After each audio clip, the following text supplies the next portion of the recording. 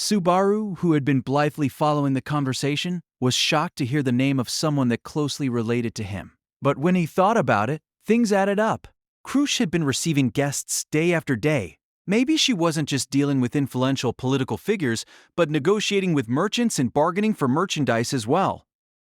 I see, so that's why Russell showed up. Russell fellow? He's a big fish.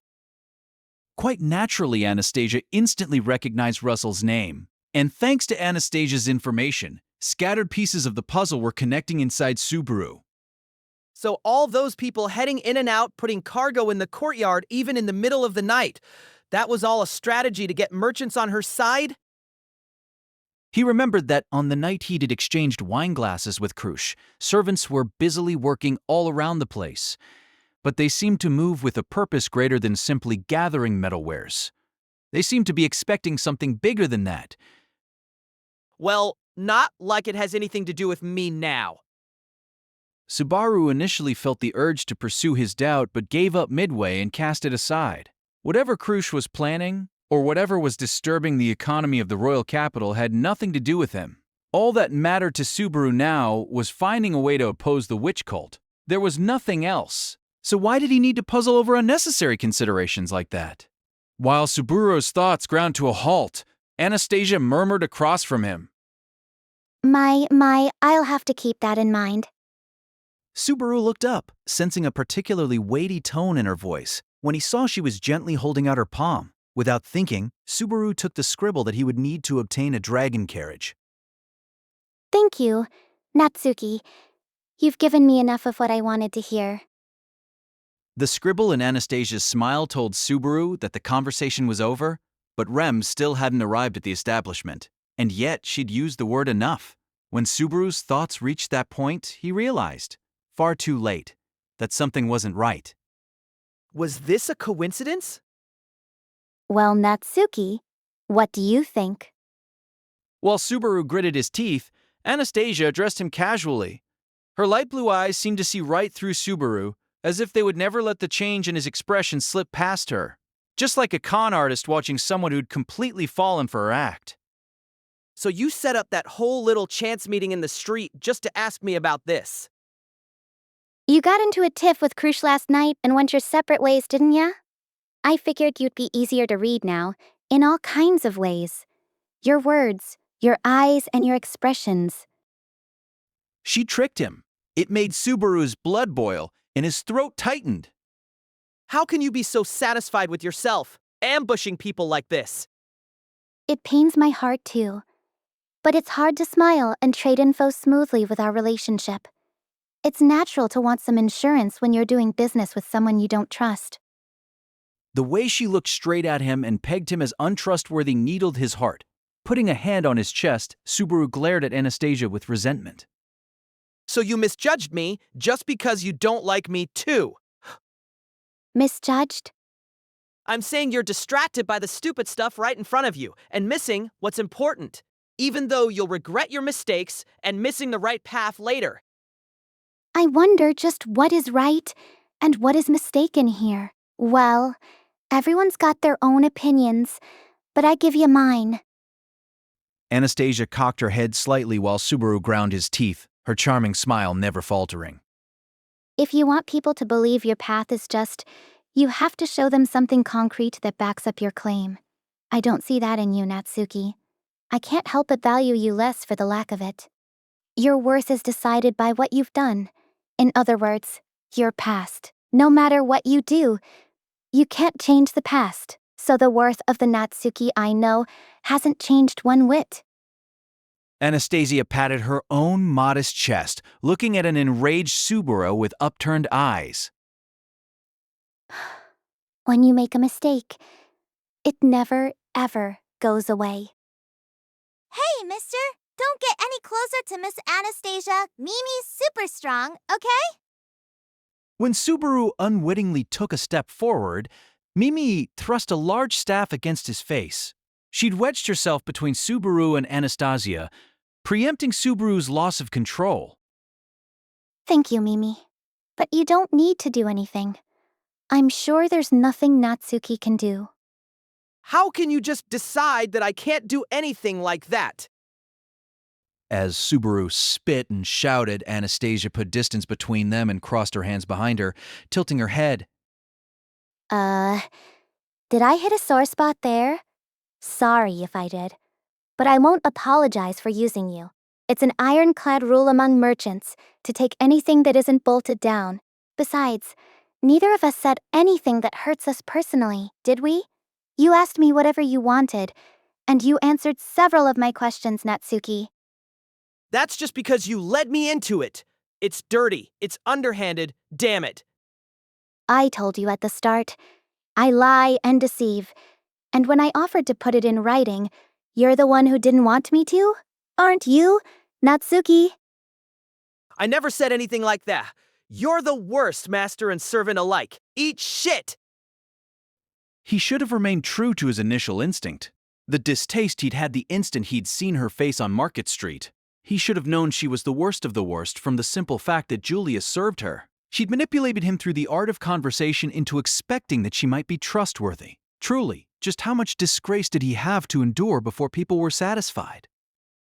Haven't paid him back for Julius either. Well, that was partly my fault, too. Subaru gave no heed to Anastasia's words as he was about to rip up the paper in his hand and throw it away, but he hesitated right on the cusp of that impulsive action, knowing that he would then have truly gained nothing for all he'd endured. I'm relieved that you really aren't that stupid. Mimi. Right. Mister, turn this way. Subaru was breathing raggedly and clutching the paper in his hand when Mimi held her staff aloft. Subaru stood rooted to the spot while a pale light softly enveloped his face. Pain! Pain! Go away! Using magic, she healed the cut on his lip that had been there before their initial encounter. While Subaru was speechless, Mimi smiled at him, apparently without a single care in the world. Mrs. High Maintenance, but she never means to do bad things, so forgive her, Kay? This is why she doesn't have any friends. Mimi, you don't have to tell him that. Well, see you around, Natsuki. Anastasia had thoroughly wrecked him to the point that even her follower had taken pity on him. Subaru's shoulders quivered as Anastasia turned her back on him. I'll add just one last lesson about the basics of negotiation, Natsuki. Standing still, Anastasia's back remained turned to him as she raised a single finger and spoke. The secret is to prepare everything you can before you ever reach the bargaining table. Learnin' little tricks is all part of turning the situation in your favor. You have to know yourself and dangle what the other party wants in front of them. Where you come up short, Natsuki, is that you want and want, but you got nothing to offer in return. He didn't know Anastasia's real motive. Even if he listened to her, it was meaningless. But he would understand the meaning of those words soon enough. All right, let's go, everyone. Anastasia called out with a clap of her hands. Subaru raised his eyebrows at her gesture when the customers in the place rose from their seats all at once. Together, every last customer in the packed-to-the-brim establishment followed Anastasia out. Every single person in the group was wearing a hood, concealing their true identity. However, when he looked more deeply, there were unnatural bulges under their hoods. From this, Subaru deduced they likely concealed animal ears. Clear as a bell, the name of Anastasia's private army leaped out from the back of his mind. The Iron Fangs. What? You are all here? Mister, see you later. Mimi smiled at her comrades as they filed out, giving Subaru a wave of her hand before she too darted away. The only ones left in the place were Subaru and the proprietor. That was what she'd meant by preparing everything you can before you sit at the table. Shit! Unable to endure his own worthlessness, Subaru slammed his fist into the tabletop. With no customers remaining in the establishment, the proprietor quietly withdrew into the back. His face was as conflicted as Subaru's. Subaru stayed like that, his shoulders shaking from humiliation, when a voice called out to him. Subaru? It was Rem. She had arranged for them to meet at that place, and now she rushed over to Subaru. Subaru, what's wrong? Did something happen? It's nothing, Rem. How about on your end? Subaru interrupted Rem's concerned voice. covering up his current humiliation with all his might. Even if he told Rem about how Anastasia had gotten the better of him, it would change nothing. Faced with Subaru's stiff demeanor, Rem closed her mouth. Then she politely reported the results of her activities. ReZero by Teppei Nagatsuki, produced by Six-Tail Novel with our tale. AI. If you are interested in creating your own audiobook like this, visit Our Tale AI and claim free premium with code OurTale. I reported the covert maneuverings of the witch cult to the knight's garrison. By invoking Master Roswaal's name, I was not dismissed immediately at the gate, but The awkward wording and frail tone of her voice for the latter half pretty much told Subaru how that had gone down. Rem, Roswaal's servant, was more likely to be successful in spurring the knights to action than Subaru, who had a grudge against them. Trying to exploit that was his final act of resistance, but They didn't give you a good answer? it would seem that the knights have a jumble of similar reports. Few concrete details are known about the witch cult's underpinnings, and apparently an endless stream of tips constantly flows in with no practical way to verify it. Ah, I get it now. This is seriously like back when they had real witch trials. It ain't much of a joke if that's how the witch cult actually hides itself. the sheer number of people afraid of the witch cult lurking nearby gave birth to imaginary phantoms in every corner of the land. Those fears took form as tips to the knights, dragging down the value of any real leads as a result. That seemed backward somehow. Both the arrogance of the knights and the vileness of the witch cult were at fault. The knights should have been rigorously checking out any and all potential leads related to the witch cult, considering how they were a blight to all. With that, Subaru understood that all his plays had failed. If gathering reinforcements isn't possible, I hate it, but there's no avoiding it. What will you do? Goes without saying. We head back to the mansion and get Emilia and Ram out of there. We'll bring them here to the capital or wherever Roswaal went off to. The destination doesn't matter. Anyway, where they are now is dangerous. Patelja's loud laughter came back to life in the back of his head. Subaru's fist trembled in frustration. Even if he wanted nothing more than to pulverize that bastard's skeletal face, he didn't have the means. Even if he did choose to take on the enemy with his current resources, it would invariably entail putting Rem at the tip of the spear. He would avoid that at all costs. Getting Rem hurt because of Subaru's thoughts and actions was unthinkable. He couldn't bear it. If he couldn't drum up the strength to battle Pateljuice, taking them on was unthinkable. Any option that meant losing Rem was out. Even then, bloodlust made his insides seethe. The inexhaustible hatred was like a curse, echoing over and over inside his skull. Excuse me. Subaru, actually about the dragon carriage needed to return to the mansion. It's tough to get one, you mean? In that case, While Subaru's blood boiled, Rem broached a topic that seemed difficult for her to bring up. He nodded at her concern and revealed the paper Anastasia had handed him. As promised, it had the name of the store and her signature.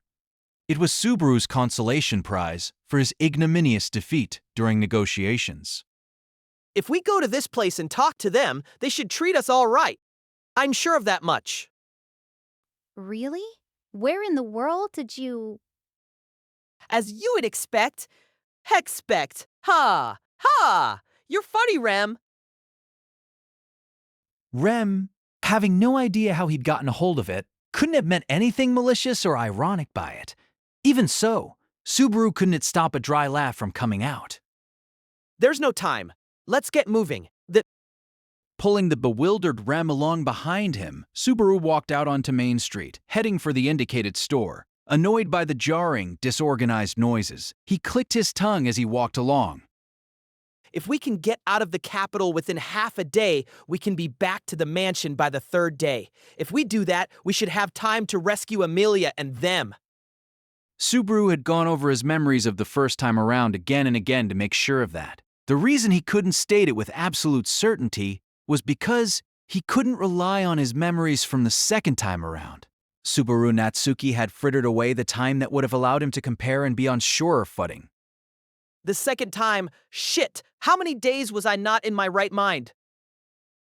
He scratched at his head, berating his useless memories and his useless self as he continued to walk. Behind Subaru, Rem, whose strides were a different length from Subaru's, worked earnestly to match her speed to his. But Subaru never noticed Rem doing that, for he had forgotten to look back. Chapter 3. The Mabu of the White Whale. 1. Anastasia's introduction had led him to borrow the largest dragon carriage he had yet seen. Boasting a huge size, the land dragon's hind legs thudded along, making the ground shudder as it raced across the grassy plain. It's as fast as it is huge. That's great. But could it do something about kicking up all this dirt? This appears to be a land dragon normally used to haul freight. Therefore, its manner of running has no consideration for passengers, and since it is specialized for speedy travel, it has not been trained in running quietly. It was the last one, and it's running without a break. Beggars can't be choosers, but this is still kinda tough. Fortunately, thanks to the land dragon's blessing, a special power belonging to particular individuals and species of that world, the dust did not directly affect them. Though, Subaru could not help but be annoyed at the poor visibility. Subaru wound up looking at the sky, hoping for any change. The clouds flowed overhead as the sun gradually changed its angle. These signs meant the passage of time, and thus, Subaru's heart smoldered little by little. Surely they were moving far quicker than they had during the previous iterations of the loop. They had not been able to gain reinforcements, but departing by dragon carriage on the second day was a major departure from before. They would be able to make it over the highway in half a day, arriving at the mansion on the dawn of the third day. They were gaining more than half a day over the first time around, surely enough time to get Emilia and the others out of the mansion and to flee from the witch cult. The problem is the possibility of encountering the witch cult along the way like last time. According to his vague memories of the second time around, he'd been inside a cave when he truly regained consciousness. If he had been en route back to the mansion, it was possible that the same thing could happen this time too. When he thought of how Rem had been killed and how he had spent nearly an entire day pulling her along before they left the cave, it means they must have infiltrated the area outside the mansion days in advance. But he didn't know exactly which day that was. The tragedy would fall the morning of the fifth day. The second time around, Subaru's deduction that it had taken him a day's worth of time to get out of the cave put his encounter with the witch cult between the third and the fourth day. In other words, even if we arrive tomorrow morning, that doesn't mean that we're any less likely to bump into them. Not knowing what they could expect made him grind his teeth hard enough that blood seeped into his mouth. Subaru glanced to the side at Rem, who was holding the reins and concentrating on driving. Once again, were they to encounter the witch cult, he'd have no choice but to rely on Rem. Subaru had thought of making clear beforehand that they might encounter the witch cult, but when he tried to speak the words, he realized that his voice simply wouldn't come out. It was not fear of the penalty for divulging information gained via return by death. Certainly, he was terrified of that pain. No sane person could endure the agony of that squeezing on the heart. He didn't even want to think about tasting it again. But that pain was not the reason Subaru hesitated to speak of the witch cult. He had another reason, one he could not escape. Would Rim really believe what Subaru told her? Just thinking about it sent a chill running up Subaru's spine. Unable to endure it, he hugged his own shoulders. His heart rate quickened to a stupid degree. The urge to vomit seized his innards. The stress of his extreme situation had kept him from getting a wink of sleep. The physical fatigue was rotting his mind and body alike. At that moment, Rem was the person he could trust most in that entire world. Even Emilia had cast him aside. After Krush, Priscilla, and Anastasia had rejected him one after another, Subaru had fallen into paranoia, doubting anything and everything. And that moment, Rem was all Subaru had. Rem was the only one he could call an ally beyond suspicion, someone in whom he could unwaveringly place all his trust. If he revealed things about the witch cult to her, and her face became clouded with suspicion, what would it do to him? It frightened Subaru to even think of it. This isn't the time to get cold feet. Venting in a hoarse voice was the only thing he could do to drive away his cowardly emotions. The land dragon drowned out his voice, fainter than a whisper, and reaching only Subaru's ears. Afraid as he was, he couldn't keep it to himself. Now that the possibility of encountering the cult remained, Keeping his silence was nothing less than a betrayal. After all, Subaru had lost his life and returned to take hold of the best possible future. Rem, I need to talk to you, Ab. Subaru, there is a gathering of people on the road ahead of us. Eh? As Rem glared to the front, Subaru followed her gaze to see a number of silhouettes hovering in the cloud of dust. He gaped openly. Was it really the witch cult lying in ambush? Though Subaru had lost his voice at the too-soon turn of events, the contours of one of the vague silhouettes gradually grew more distinct, finally becoming a clear figure. This figure stood right in the middle of the road, waving both arms and loudly calling for the dragon carriage to halt. Hey, can you stop your land dragon so we can trade information? The man, with a delicate face and gray hair, was Otto Suin, traveling merchant. How? I'm so glad. These days, most people are heading to the royal capital, and there's precious few coming out of it. So I thought I'd ask you a couple of things if possible. With the dragon carriage stopped, Otto came to greet Rem and Subaru with a handshake and a smile as he spoke.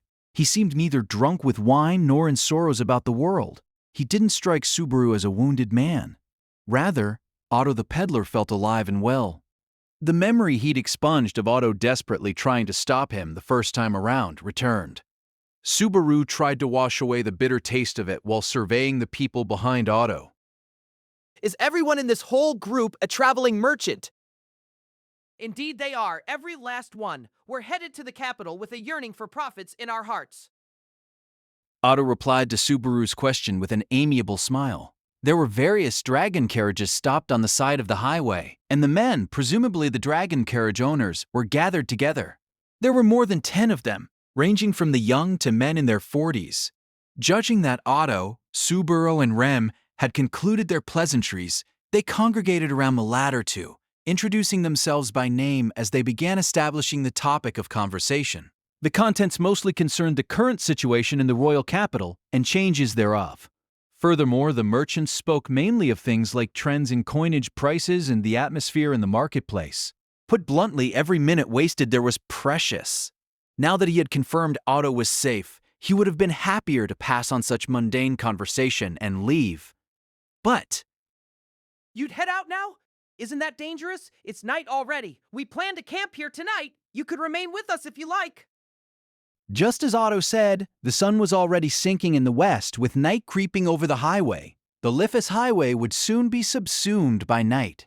They would have only the light of a magic crystal lamp and the stars to rely upon. The traveling merchants had already begun preparing to camp, lighting a brilliant fire in the center of the group. With this many people, even wild beasts and bandits appearing along the highway could surely do little. But even time spent in safety was time Subaru could hardly afford. So you say, Otto, you're just trying to pawn off some of that oil you bought at the wrong time, aren't you? Don't pull that oh-so-friendly face on me. The instant Subaru declined the invitation, a chorus of voices started needling Otto, and raucous laughter spread through the group.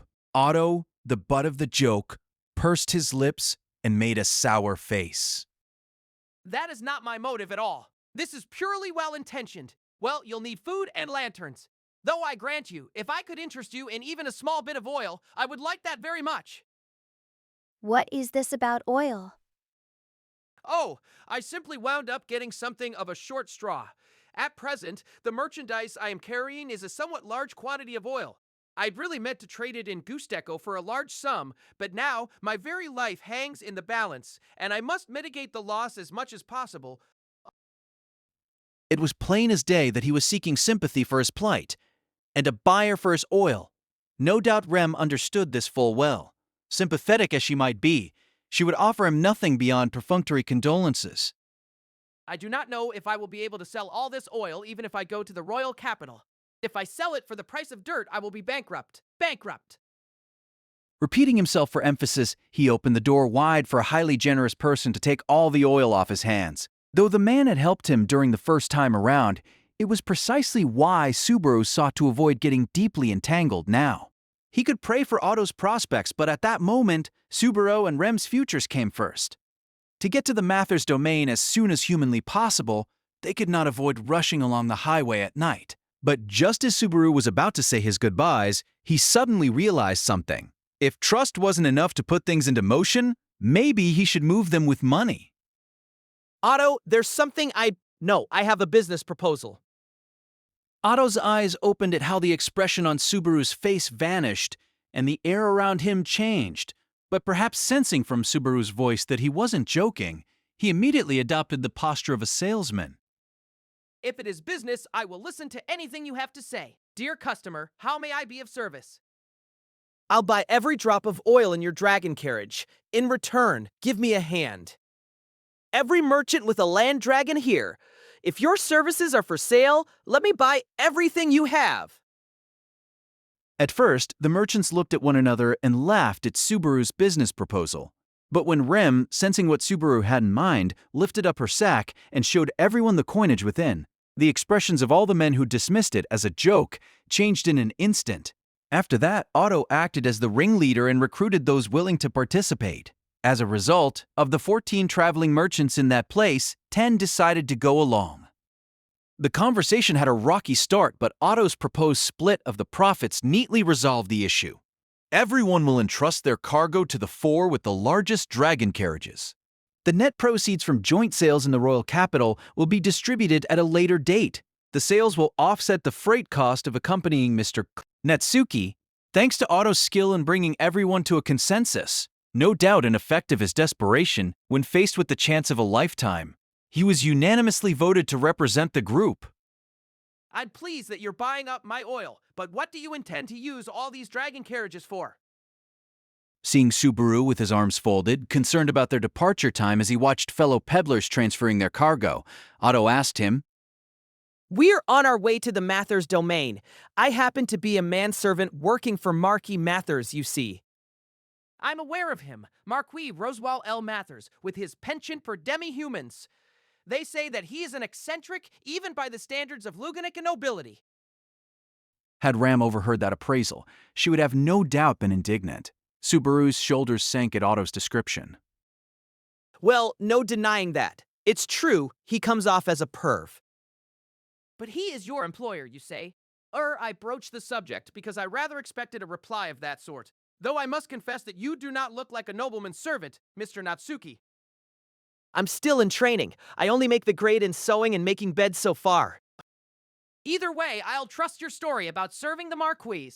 But why hire all these dragon carriages? A Marquis can surely afford his own. Otto's probing questions were proof that he doubted Subaru's true intent. Like I said, we need a bunch of dragon carriages. We have a lot to haul, so it's best to have them as empty as possible. In your case, that means having to buy up all your oil, for which I am very grateful. What is the freight you intend to transport then? From Otto's repeated questions, it seemed he did not doubt Subaru's station. He appeared to be pressing out of simple concern that the freight to be transported might be dangerous. There was no need to conceal it with a lie. He couldn't let this talk foster doubt and lead to the deal being called off. We're transporting people. Don't tell me this is slave trading. Don't tell me this is slave trading. Nothing shady like that. There's a village near the Marquis' mansion. It's a small settlement, and the villagers put together don't even number 100. I want to get those people aboard and move them out. That flash of inspiration was why Subaru had hired Otto and the others. The large dragon carriage for commercial freight that Subaru and Rem were using could run with more than 10 people aboard. With similar dragon carriages put together, he figured they could evacuate every last villager. You are not telling us to carry corpses, I take it. If so, I would have to decline with deep regrets. I want you to bring them out of there so it doesn't come to that. In his haste to reunite with Emilia, Subaru had forgotten about the villagers. He was upset with his own lack of consideration, but coming across Otto and the others was a very considerable stroke of good fortune. Be it coincidence or fate, Subaru was fortunate to be on something's good side for once. Actually, we're planning on doing a large-scale mountain hunt in the area around the Marquis mansion in the near future. A mountain hunt, you say? There's been a bunch of demon beasts breeding in the wilderness around there since way back. Barriers isolated the people from the demon beasts until now, but Not long ago, those monsters injured some people in the village. And this mountain hunt is the result of that, but... Otto couldn't quite let it go. He seemed to be having trouble with something in Subaru's explanation. Subaru remained silent as he rolled up the sleeve over his right arm, showing him the cruel scars the beast had left on him. Otto drew a small, sharp breath at seeing the deep wounds of claw and fang. Many more had been carved into Subaru's body that would never fade. In his goodwill, the Marquis sent me off to the royal capital to be healed. Now that I'm partly recovered and no longer at death's door, I'm on my way back. I see, but why then are you procuring dragon carriages along the highway without the Marquis being directly involved? The Marquis decided to start the hunt right away before moving the residence. That's why I want to make sure it's covered. It's not that I don't trust my master. I just have prior experience with this. As Subaru offered that humble statement, lowering his eyes, Otto made a small sound and sank into thought. Understood. Sorry for prying into things you didn't want to speak about. I shall explain this to the others without mentioning the scars. A pained expression came over Otto's good-natured face as he made a show of consideration for Subaru.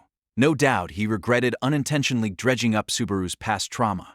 Subaru thought that his sudden change in demeanor, shifting from thoughts about commerce to simply worrying about his business partner, showed that Otto was a real softy at heart. Don't sweat it. Please just explain it to everyone straight so that no one gets any weird doubts. Well, if you insist, though I'm not really cut out for that. Making light of Subaru's decision, Otto smiled apologetically. Subaru thought himself a far greater villain for internally making excuses, namely that he wasn't really lying, he just wasn't telling the whole truth. It was another 2 hours until all preparations to pull out of the campsite had been completed. After the freight was transferred to the 4 large dragon carriages, Subaru and the others departed along the highway by night. There were 11 dragon carriages heading toward the Mathers domain. They might prove somewhat cramped, but they should be more than enough to get all the villagers out. By running through half the night, we'll probably arrive in the Mathers domain near morning. It was the land dragon's wind repel blessings that enabled them to have a normal conversation while 2 dragon carriages ran side by side. They did more than nullify the effects of wind and vibrations on them, apparently. Sorry to make you keep running without a break. Not at all. I have no complaints. Now that I can dispose of my stock and defray the freight costs, I am invincible. I could keep this up for 3 days and nights. And then you can fall asleep right after the deal is done? Huh? Did you read my mind? The punchline to a classic joke was stolen right out of Otto's mouth. From there, Subaru shifted his gaze toward Rem, holding the reins beside him. He could not read any emotion from the side of her face as she stared straight ahead. To Subaru, it wasn't a very pleasant situation. Subaru. Yeah, what is it, Rem? Something's up. No, it is quiet, so I wondered if you might be tired. The dust makes for poor visibility, but with other land dragons about, the path is not uncertain. If you are sleepy, it is all right for you to rest. I'm happy to hear you say that, but it's not cool to make you do all the work. But Subaru, you are still convalescing, so... Rem's considerate stance toward Subaru made him shut his mouth. Her manner of speaking was gentle, but there was a stubborn, steely will behind it. He keenly understood that she wished to reduce the burden on him as much as possible, but her tenacious efforts made him fearful that he didn't know her true intentions. The thorns he could not dislodge from his chest were the product of both wanting to know and not wanting to know. Rem, do? Yes? Subaru's breath caught as Rem's pale blue eyes stared at him, as if seeing right through him. He wanted some way to redirect her attention from his doubting, hesitant silence, but Subaru shook his head, brushing aside such thoughts. If he doubted Rem's intentions enough that it hurt, it was far better to get them out in the open. Rem! Do you have any doubts about what I'm doing? I didn't explain anything to you. Not about the witch cult, not about the traveling merchants. Not about the traveling merchants. He was painfully aware of how Rem had kindly indulged him in spite of his duty to explain himself. That was precisely why he was worried about how Rem felt about following him without question or debate. Master Roswaal told me to respect your actions in the royal capital. Subaru's expression stiffened, the reply leaving him lost for words. Roswaal told you too. Yes, he did not command me to do any specific thing, but rather to go along with your plans in the royal capital, whatever they might be. I also planned do so as much as I could. Roswaal's orders. Rem's words somehow weren't sinking into his skull. Instead, the fact that Roswaal had ordered Rem repeated itself in his head over and over. Rem's lack of dissent towards Subaru's actions was because her master had directed her to shut up and obey. Did that mean, in other words, that Rem's actions to that point had not been of her own will? Hell, even her staying by his side at that very moment might not have been. Subaru? As Subaru fell silent, Rem peered at him, her shapely eyebrows drawn together. Yet in that moment, Subaru was unable to take even that expression of concern at face value. I'm all right. It's nothing. Shaking his head to flee from Rem's gaze, Subaru gave a perfunctory reply to keep the peace. Her caring concert, her support when he was on the brink of collapse, her being by the isolated Subaru's side, were all of these because of Roswaal's orders. Beyond that, deep down, did Rem approve of what Subaru was doing? As paranoia brought bile up from his stomach, Subaru swallowed down the acidic liquid filling his mouth. With his nausea having nowhere else to go, fright and despondency raged inside his body. His limbs felt numb, his vision narrowed, and there was an unbearable physical itch in his brain. His breath was ragged as he fought the urgent desire to crack his skull open and jab his fingers in to scratch at it. He didn't want to think about anything. The more he thought about things, the more he mulled them over, the more he sought answers, the more distant his desires would become, the more his ideals would turn to fantasies and his dreams to hopelessness and despair. Subaru, did you fall asleep? He hated it. He wanted no more of it. He didn't want to think. He didn't want to doubt. He didn't want to trust. He didn't want to be betrayed. He clutched his head, shutting himself in and cutting off all responses to the outside world. Rem called his name several times.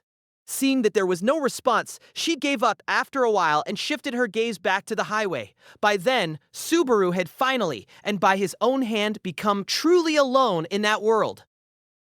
Rue. I'm sorry, Subaru. Please wake up.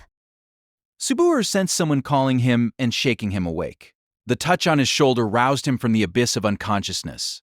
When he absent-mindedly rubbed his eyelids with his hand and opened his eyes, he found the face of a familiar girl right in front of him. Rem, what's wrong? The instant he was sure it was Rem, Subaru remembered their exchange before he slept. He felt a dull ache in his chest. Rem, not noticing how hard Subaru was working to endure that pain, lowered her head apologetically. We are about to reach a fork in the road. As it is a landmark that cannot be mistaken even in the dead of night, it should be all right. But I want to be certain before we reach it. The area around them was filled with deep darkness, even with Rem sitting right beside him. Her face seemed indistinct. The crystal lamp hanging from the land dragon's neck and a simple light attached to the dragon carriage itself provided the only illumination. It was very little to go on, if not for land dragons with good night vision, then certainly for the humans. I see your point. What do you want me to do, though? I want to check the map, but I cannot take my hands off the reins. I put the map in the sack at your feet. Could you get it out for me? At my feet. This, huh? In the dark, he pulled over a fairly heavy sack. He set it on his lap and thrust in his hand to fish around, but finding what he was after proved rather difficult. I can't even tell what's a map and what's not. Isn't it too dark to even read it? That could be a problem. What shall we do? Yeah, what can we? No, wait a sec. Rem's expression was clouded when a light suddenly turned on in Subaru's head.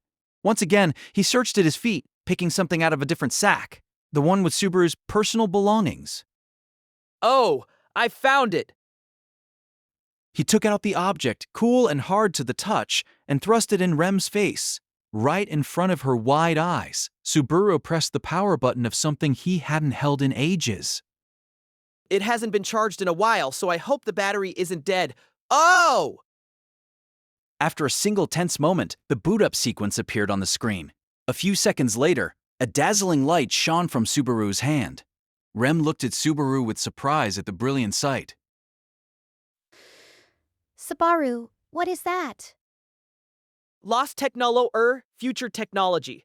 A cell phone. Looks like it still has a little juice left. Luckily for us. The cell phone had been off ever since his generous use of it on the day he had been summoned to this other world. It was one of Subaru's few possessions from home. He had a few other personal belongings, but this was by far the priciest and most useful, at least as long as its battery held out. I never imagined the next time I'd use it would be as a flashlight, though. Using it in a manner inconsistent with its original purpose, Subaru shone the light of civilization upon the contents of the luggage. After he easily found the map he'd been searching for in the sack, Subaru spread it out over Rem's lap. I'll shine this on the map, so take a look-see. Yes, thank you very much. Mr. Natsuki, what is that? I've never seen such a thing. At that moment, Otto poked his head in from the side, his interest keenly piqued. Leaning over from his dragon carriage immediately to the left, he tilted his head in confusion. A crystal lamp I have never seen before. No, not a crystal. It seems to be made of some material unfamiliar to me. Noticing Otto's reaction, a man in his prime, with a bandana wrapped around his head, pulled his dragon carriage along the right side as well. The eyes of the driver glimmered as his gaze remained pinned to Subaru's cell phone.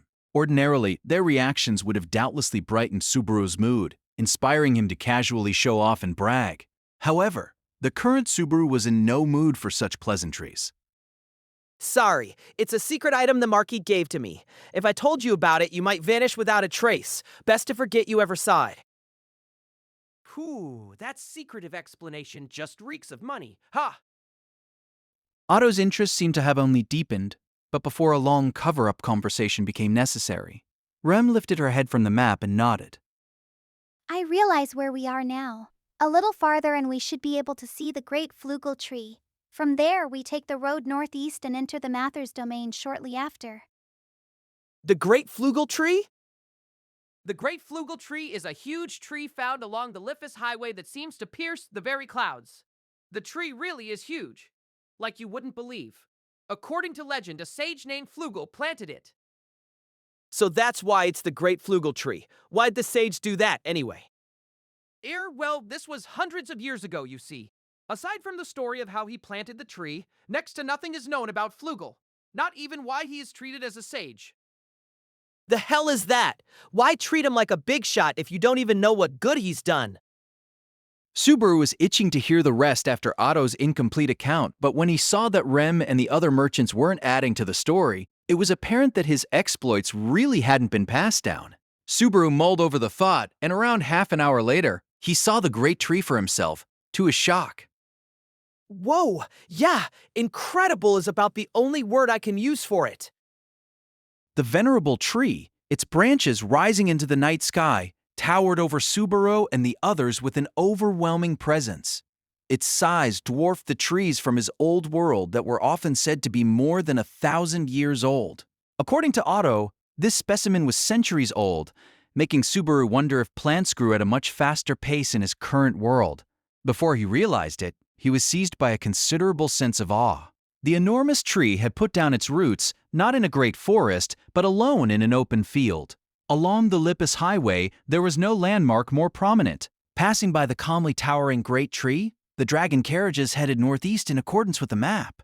As the distance to the Mathers domain lessened, Subaru finally began to feel a little regretful at leaving the great tree behind.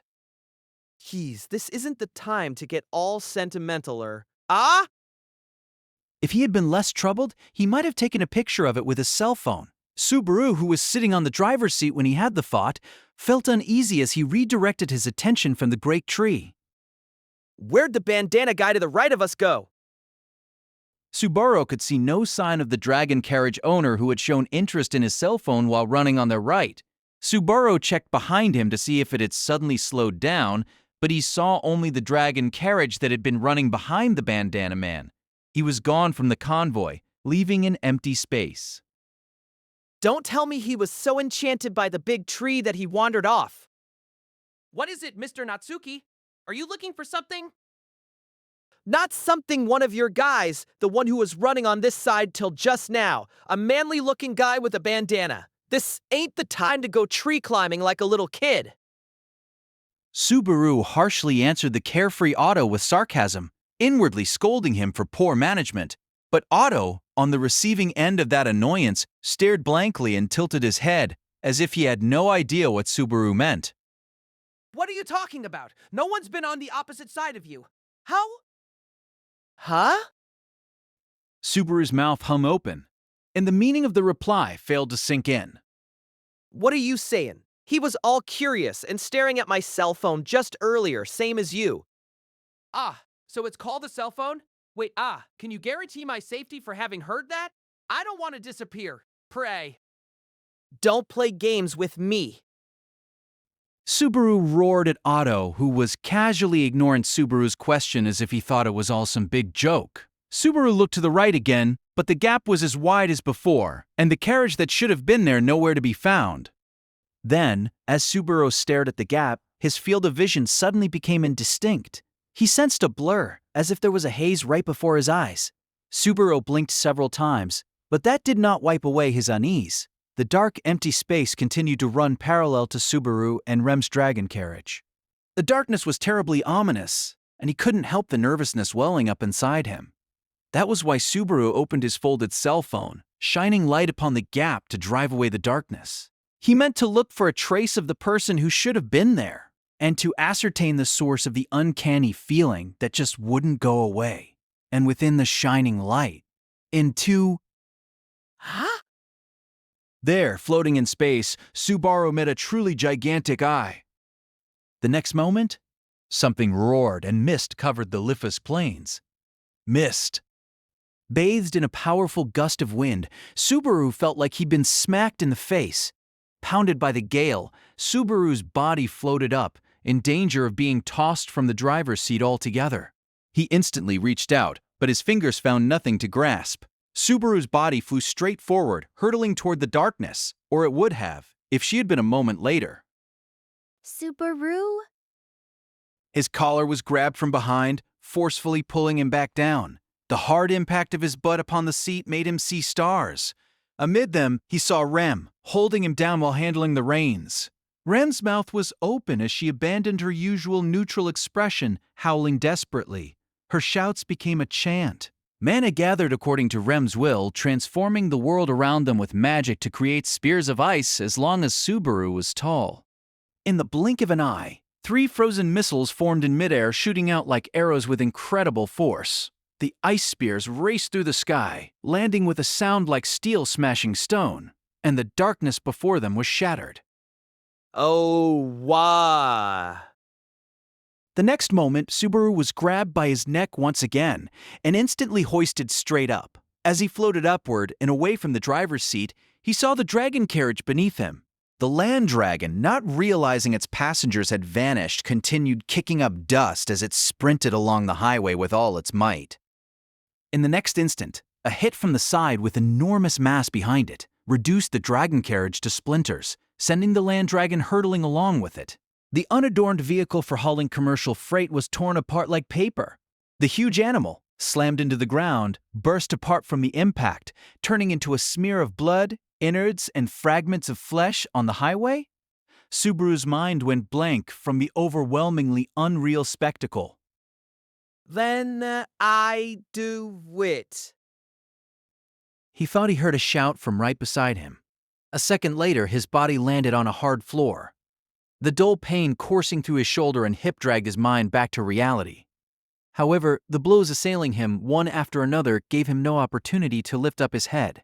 The dragon carriage he was now riding made a sudden turn, and the centrifugal force flung Subaru to the side.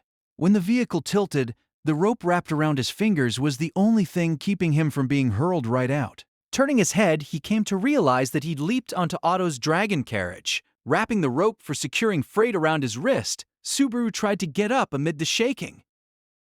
No, Subaru, you mustn't. The dragon carriage's blessing has given out. It's dangerous for you and Rem to get up. When he looked, Rem had impaled the floor with her own right arm to support herself. It was difficult for her to keep steady during the rocking, even with her physical abilities. Without the effects of the wind-repel blessing enveloping the land dragon, Subaru's body was mercilessly subjected to the ferocious wind and shaking. He grew ill. He couldn't even try to stand. Rem had clutched Subaru and leaped from their dragon carriage to Otto's. If she'd made that decision even a second later, she and Subaru would have shared the same fate as the pulverized cart. What happened? What the hell's going on here? The overwhelmingly destructive change had happened in mere tens of seconds. Subaru couldn't even begin to wrap his mind around the sequence of events. Don't you get it? When Otto looked back, his face was white as a ghost, his teeth chattering as he pointed to the sky. The fog appeared. That giant thing swimming in the sky can only be one thing.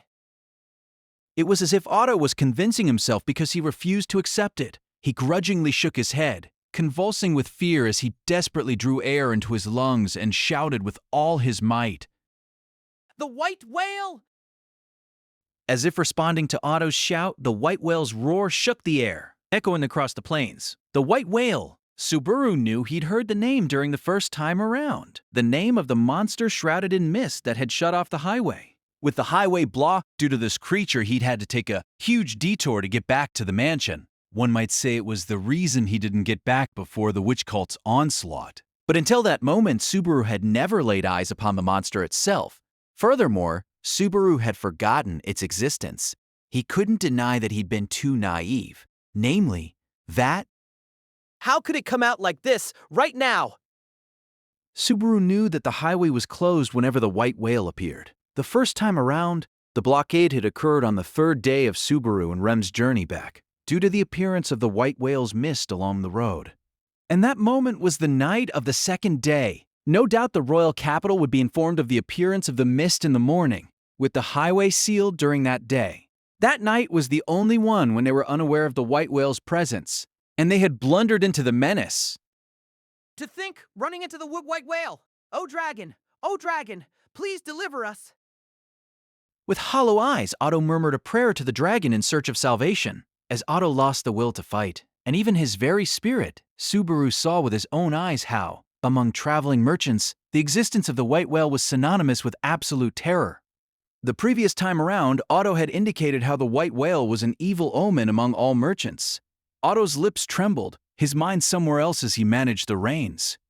His land dragon, sensing the presence of the white whale, had fallen into a state of terror, exhausting its remaining strength to kick the ground and propel them forward at an unsustainable speed. The white whale had sunk into the night, its giant body nowhere to be seen. Shit! Just when it starts coming after us, the fog comes out. Subaru scowled as he felt cold droplets of sweat on his brow, wiping them off with the palm of his hand. With few sources of light to begin with, the emergence of mist made maintaining visibility all but impossible. Subaru looked behind, to the side, and above, searching for any trace of something that resembled a fish. Ram! Do you see the white whale? I cannot. It is too dark. But Rem replied bitterly to Subaru's question, but for some reason she trailed off. The catching of Rem's breath tugged at Subaru, but when he tried to look at her, all he could see in the deep mist was a silhouette. He couldn't tell what was on her face. The mist grew even thicker, to the point that he wasn't sure where his own hands were. When Subaru had first met the white whale's gaze, it was bigger in circumference than Subaru's arms could reach. If the giant eye was anything to go by, the white whale had to be truly as large as the name implied. It struck him that such a monster was hiding without any sound or sign of its presence, and it was able to swim freely through the night sky. They'd lost sight of the white whale in the deep fog, a fact that aroused even greater terror. I believe my preemptive attack struck. It is possible the creature has retreated. That was surely too optimistic. The might of the ice spears Rem had rammed into it with her incantation was on par with the most powerful magic Subaru had yet seen. If he were ever the target, it'd be enough to kill him 3 times over. Perhaps even a gigantic creature like that might hesitate to pursue them too far. What happened to the other dragon carriages? They seem to have scattered and run for it. If you split up and flee the instant the mist arrives, you might be able to escape without the white whale pursuing. If you're lucky, No doubt it was standard operating procedure when encountering the white whale. It made sense. Certainly, the dragon carriage that had been running parallel to theirs was nowhere to be found. The other vehicles that had followed behind them until that point seemed to have obeyed the unwritten rule and scattered to the winds. Subaru clenched his teeth at the fact that he'd lost the carriages he'd worked so hard to obtain. The timing was a disaster. His plan to evacuate everyone in the village had fallen to pieces once more. No point crying over spilled milk. Anyway, right now I've got to focus on a way to get out of this fog.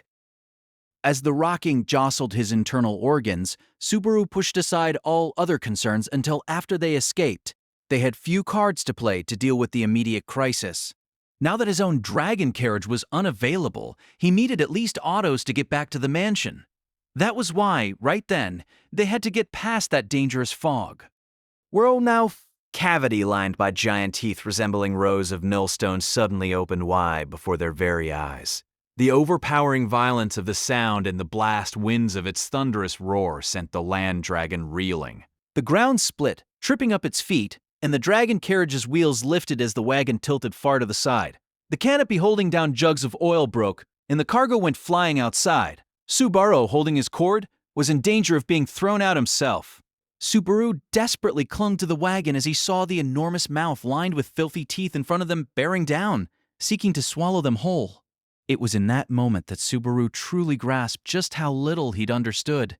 And now, in that instant, plunged into that encounter with the white whale within that deep nighttime mist, was the gambling table upon which they would wager their survival. Row! The instant the maw came to swallow the dragon carriage, there was a great shout as something shot into the air from the wagon's floor. Rem had leaped, shooting in front like a bullet, shattering the floor in the process. From the hair under her hairpiece buffeted by the blast winds, a sharp horn protruded as she entered her own estate. She swung her personal weapon, a spiked ball on a chain. Slip past it on the left. left, left, left, left, left. The iron ball smashed straight down into the white whale's upper jaw, sending a pitch-black cloud of blood spurting forth as the enormous yawning mouth snapped shut. The lower jaw gouged out the earth, but even so, momentum continued to propel the giant head forward. Otto poured his entire being into controlling the land dragon, slipping right past the side of the head. However, the wagon behind the sprinting animal could not completely evade the gargantuan body to its right. The two met, kicking up a sound like that of rubbing against solid rock. With a heavy creak, the wagon lost a wheel. Without that balance, it flipped right over. Naturally, Subaru, who was atop it, was powerless to avoid being tossed toward the ground in the process. Am I gonna die? Just before his inability to respond led to his death, a silver snake wound around Subaru's chest with a loud roar. Subaru was forcefully dragged up from his steep descent and plopped headfirst onto the driver's seat. Take Thitter's. After dragging Subaru up with the iron ball in her right hand, Rem smashed the joint connecting the luggage compartment to the driver's seat with her empty left hand, grasping the edge of the separated section. Instantly, the land dragon pulling the dragon carriage let out a painful neigh from the strain, as the parts of the large commercial freight vehicle were torn apart.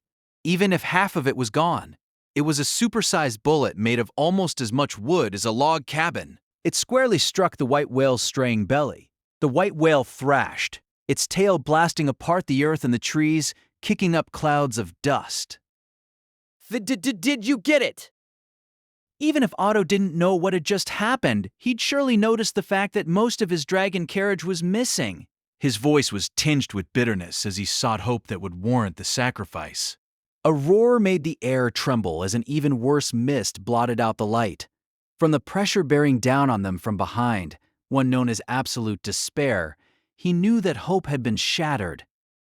Why is it only after us? Aren't there other carriages? Otto let out a lament as he cursed the misfortune that had befallen him. He blamed the sheer irrationality of the other 8 carriages being ignored while his was attacked. Subaru felt the same way, but he swallowed his complaints when Otto launched a string of curses. He felt like he was getting a good hard look at an ugly truth. Against the witch cult, he and the others Subaru brought along would have served only as sacrificial pawns, or perhaps meat shields. Besides, cursing my fate won't change a thing. The menace of the white whale continued to press upon them from behind, swimming through the sky faster than the land dragon. Even though the land dragon was running with a lightened load now that they had abandoned the freight, it was only a matter of time before the whale caught up. Think! There has to be a way. Something. Subaru desperately put his head to work, but no plan for a counterattack came to mind. With a sense of urgency weighing on him and the night mist so thick that he couldn't see his own feet, Subaru couldn't find even a single hint. And as time idly wasted away, fate forced yet another difficult choice upon Subaru. The carriage was heavily rocked. As Subaru clung to the floor, Rem approached. She should have been shaken too, but she didn't seem bothered by it as she nestled close. Subaru, please take this. What? Did you think of something? Now we can do something Believing that Rem might have come up with an off-the-wall plan to escape the crisis, Subaru lifted his head as she pushed a small sack onto him. From the heavy weight, he immediately realized it was the traveling money. What use would money have at a time like this? Feeling a deep chill at Rem's offer, Subaru's cheeks stretched into a stiff smile. I know there's a coin toss skill to at least knock someone off balance, but that's just in games, Dorperanik. But that's just in games. I will get off the dragon carriage and counterattack. During that time, please cut through the mist. Subaru. Though Subaru tried to deny reality with a joke, the firmness of Rem's voice shattered the effort. Rem turned, facing Otto instead of Subaru. Master Otto, please take care of Subaru. He is able to pay the promised reward. Cut through the mist and report the appearance of the white whale to the Mathers domain. Our reward? There's no time for that. Right now, our very lives hang in the balance. Despite his protest, Rem was relieved to see that he was earnestly making his land dragon run so that he might live. Her lips softened as she looked back at Subaru. Subaru, please forgive me. I am not very bright, so this is the only plan I can think of. Wait, Ram, you said to report about the white whale showing up, didn't you? Don't tell me. You don't plan on coming back alive. Subaru desperately tried to make Rem reconsider the tragic decision she had made. Even though the darkness that had befallen them continued to blot out the rest of the world, for some reason, the only thing he could see clearly was Rem's face before his eyes. I won't let you go. I won't let you. If you die, too, I'll... As Rem stood before him, Subaru dropped the money sack to his feet, putting his hands on Rem's hips and pulling her to him. He wrapped his arms around her petite figure so that she could not withdraw. If he loosened his arms, he would be releasing Rem's life to fly away too. He had to at least stop that. At least that. Ah. With emotions raging within her, nearly enough to bring her to tears, Rem let out a heated breath as she accepted his embrace. As she looked up at Subaru, holding her in his arms, she lowered her gaze with a charming smile on her lips, seemingly enthralled by the sound of his voice. I was surely born for this very moment. What are you saying, but his mouth wouldn't form the word. Something hit the back of Subaru's neck, and it seemed like the whole world had turned upside down. Reem had stretched out an arm, as if to hug him back, and delivered a chop to the back of his head. Strength drained from Subaru's body, and he crumpled against Rem. What did you? Not only was the swaying of the dragon carriage affecting his vision, but it was swallowing his fading consciousness as well. Subaru desperately clung to Rem as it became difficult to even hold his head aloft. Rem gazed affectionately at Subaru as he struggled. Then, she gently brought her lips to Subaru's ear, whispering as if to reach the last remaining shred of his consciousness. It's all right, Subaru. I will always be watching you from behind. You don't need to do anything. Just always be right there behind me. Those had been Subaru's words to Rem on the morning of their departure. Hence, just as he had said, she now stood behind him, as his rear guard. No, I never intended. What a dest! Subaru, His mind fell away. It grew distant and went white. For a moment, he felt like someone was embracing him strongly. He felt something soft touch his forehead and then immediately depart. And that was the last thing he knew. Ah! He could feel the repeated rocking and jolting of the carriage as well as something bumping into his head over and over.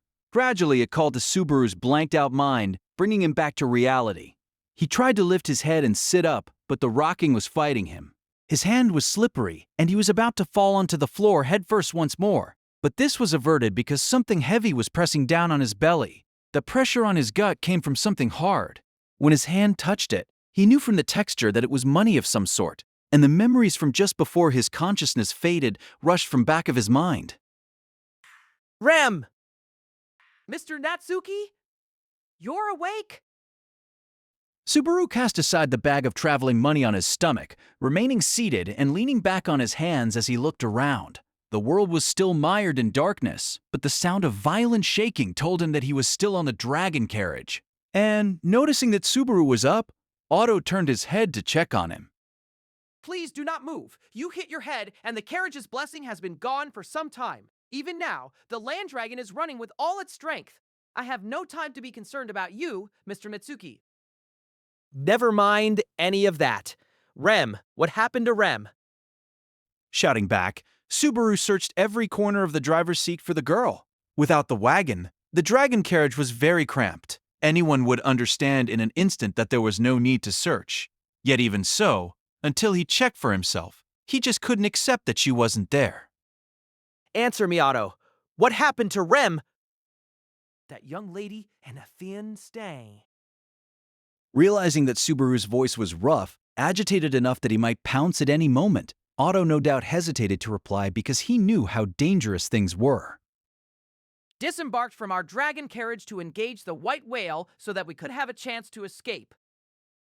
This told Subaru that the exchange just before he had lost consciousness was no dream or illusion but fact. Having dragged the answer out of the man, Subaru sucked in his breath but once. Turn back. Huh?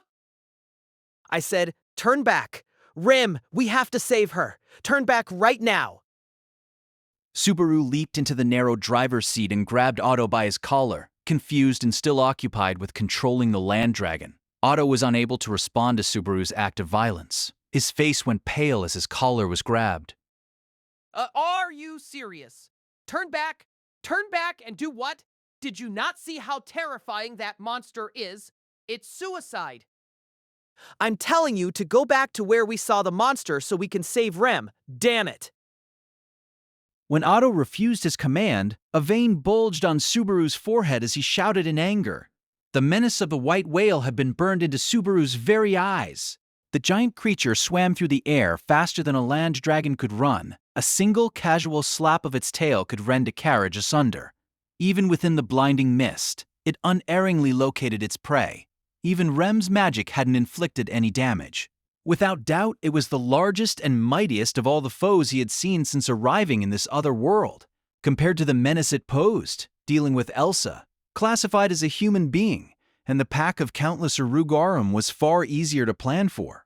But he couldn't even dream of a way to defeat a monster on that scale. And Rem couldn't either. We can't just leave her. If we do that, Subaru was well aware of how strong Rem was in her Oni state. But his familiarity with her abilities meant he could plainly state that it meant nothing before the might of the white whale. If he left Rem behind, he would lose her for certain. Then everything would be pointless. Then there would be no meaning in Subaru surviving. Rem was an irreplaceable part of the future Subaru desired. If she wasn't there, Subaru would lose sight of even his own self. He would have no one to accept him. Subaru needed her to give him affirmation. I won't let her sacrifice herself to buy time. Turn back right now, Otto. If you don't... Have you lost your mind? However, Otto's angry shout interrupted Subaru's plea. Still grasping Otto's collar, he felt a squeeze on the back of his wrist. In the next moment, he was slammed against the driver's seat back first. Ada. You think you can force a traveling merchant tearing down a highway without a blessing? You underestimate me? With Subaru face down, Otto twisted the wrist in his hand, straining Subaru's shoulder to its limit, still grasping the reins with his other hand all the while. At any rate, calm down. Look at yourself. What can you do in a state like this? Do you plan to put to waste the feelings that girl left behind? Don't you talk about Rem. You left her, you left Rem to die. You have no right to talk about her. Turn back. Save Rem right now. Goodness. You're not listening. Please regain your composure. Subaru chewed Otto out as he writhed, struggling to get his pinned arm loose. Meanwhile, Otto gazed at the road ahead as the land dragon ran down the center. You still don't understand how terrifying the white whale is? There are many tales of those who tried to kill it, ever since it descended upon the world centuries ago. Don't you get it? Misery clouded Otto's face as he ranted at the obstinate Subaru. They couldn't kill it, even with hundreds challenging it all at once. We don't even have weapons or power to fight with, so what can we do? Stand before it and rescue the girl? We can't do that. There's no way. Shut up already. I've heard all that before. Then it should be obvious. Even when the kingdom of Luganica assembled a great expeditionary force to quell it, the monster killed the last sword saint. We can't beat it. Otto's face trembled with bitter regret as he unwillingly confessed the truth. Otto, too, held great rage toward the white whale that would never fade. But even so, the menace of the white whale that stirred his anger was untouchable for man. To teach the ignorant Subaru the error of his ways, Otto had to force himself to acknowledge the enormity of the white whale, experiencing heartbreaking pain in the process. It killed a sword saint. As Otto bared his soul, a part of the story Subaru had never heard before took the wind from his sails. Sword Saint, that was the title granted to the most powerful human being Subaru had laid eyes upon since being summoned to that world. To Subaru, it was the very symbol of strength without equal. It was not for certain that the previous Sword Saint could not boast the same strength as Richard, the epitome of the mightiest of all. But if the person bearing a title equal to Reinhard was someone with comparable power, and the white whale killed that person, It's stronger than Reinhard. a monster surpassing the mightiest of all beings could only be called the worst of all calamities. In short order, Subaru lost the baseless feeling of urgency pressing against his spine. Without the thing pushing him forward, Subaru realized that he lacked the strength to even sit up. What am I doing? This ain't the time to be lying down on the J. He wanted to save Rem. He wanted to rescue her. If he didn't turn back now, that wish could not be granted. Yet, even though his heart understood, none of the will to fight reached to his limbs. His soul was too weak. I am weak, and so are you. That is why we cannot save her. We cannot hold a candle to her strength. Otto released Subaru from the hold, and with pity in his voice, he said, But deep down, Rem wasn't strong either. Even though Subaru knew that, surely had always known that, he could say nothing. He hung his head as the shaking dragon carriage jostled his body.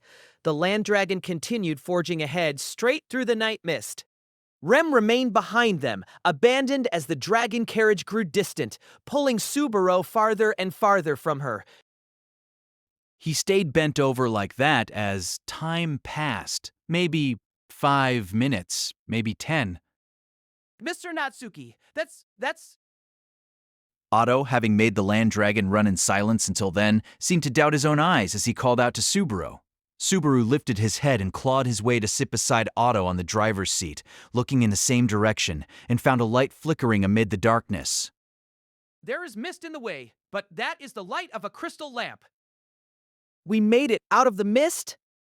Even if we have, we are still on the highway at night, so any light is unnatural. It's probably someone who was caught in the mist, just like we were. As if to support Otto's deduction, the other party seemed to have noticed them too. About half a minute later, a dragon carriage and the man driving it emerged from the mist. Finally someone. Hey, this is just mist, right? Don't tell me this is the white whale. The man in his prime was frothing at the corners of his lips as he desperately shouted, falling into a state of terror. When he saw Subaru and Otto in the night mist, he must have clung to the hope that they were saviors of some sort. Tensely, he tried to deny the obvious, but Otto shook his head. I'm afraid that it is. We have already encountered the whale ourselves. Fortunately, we should have shaken it off by now, but until one leaves the mist, you never know where it will appear. F for real? Ah, this is terrible. Why? Why did this happen to me? After a sidelong glance at the man clutching his head, lost in his personal lament, Subaru glared at Otto, seated beside him. His use of the word fortunately sounded like Otto had already shed his guilt at leaving Rem behind. Otto, watch what you say. What is it, Mr. Natsuki? What is it, Mr. Natsuki? I'm telling you not to make light of things. Fortunately, that ain't funny. What do you think Rem went through when she...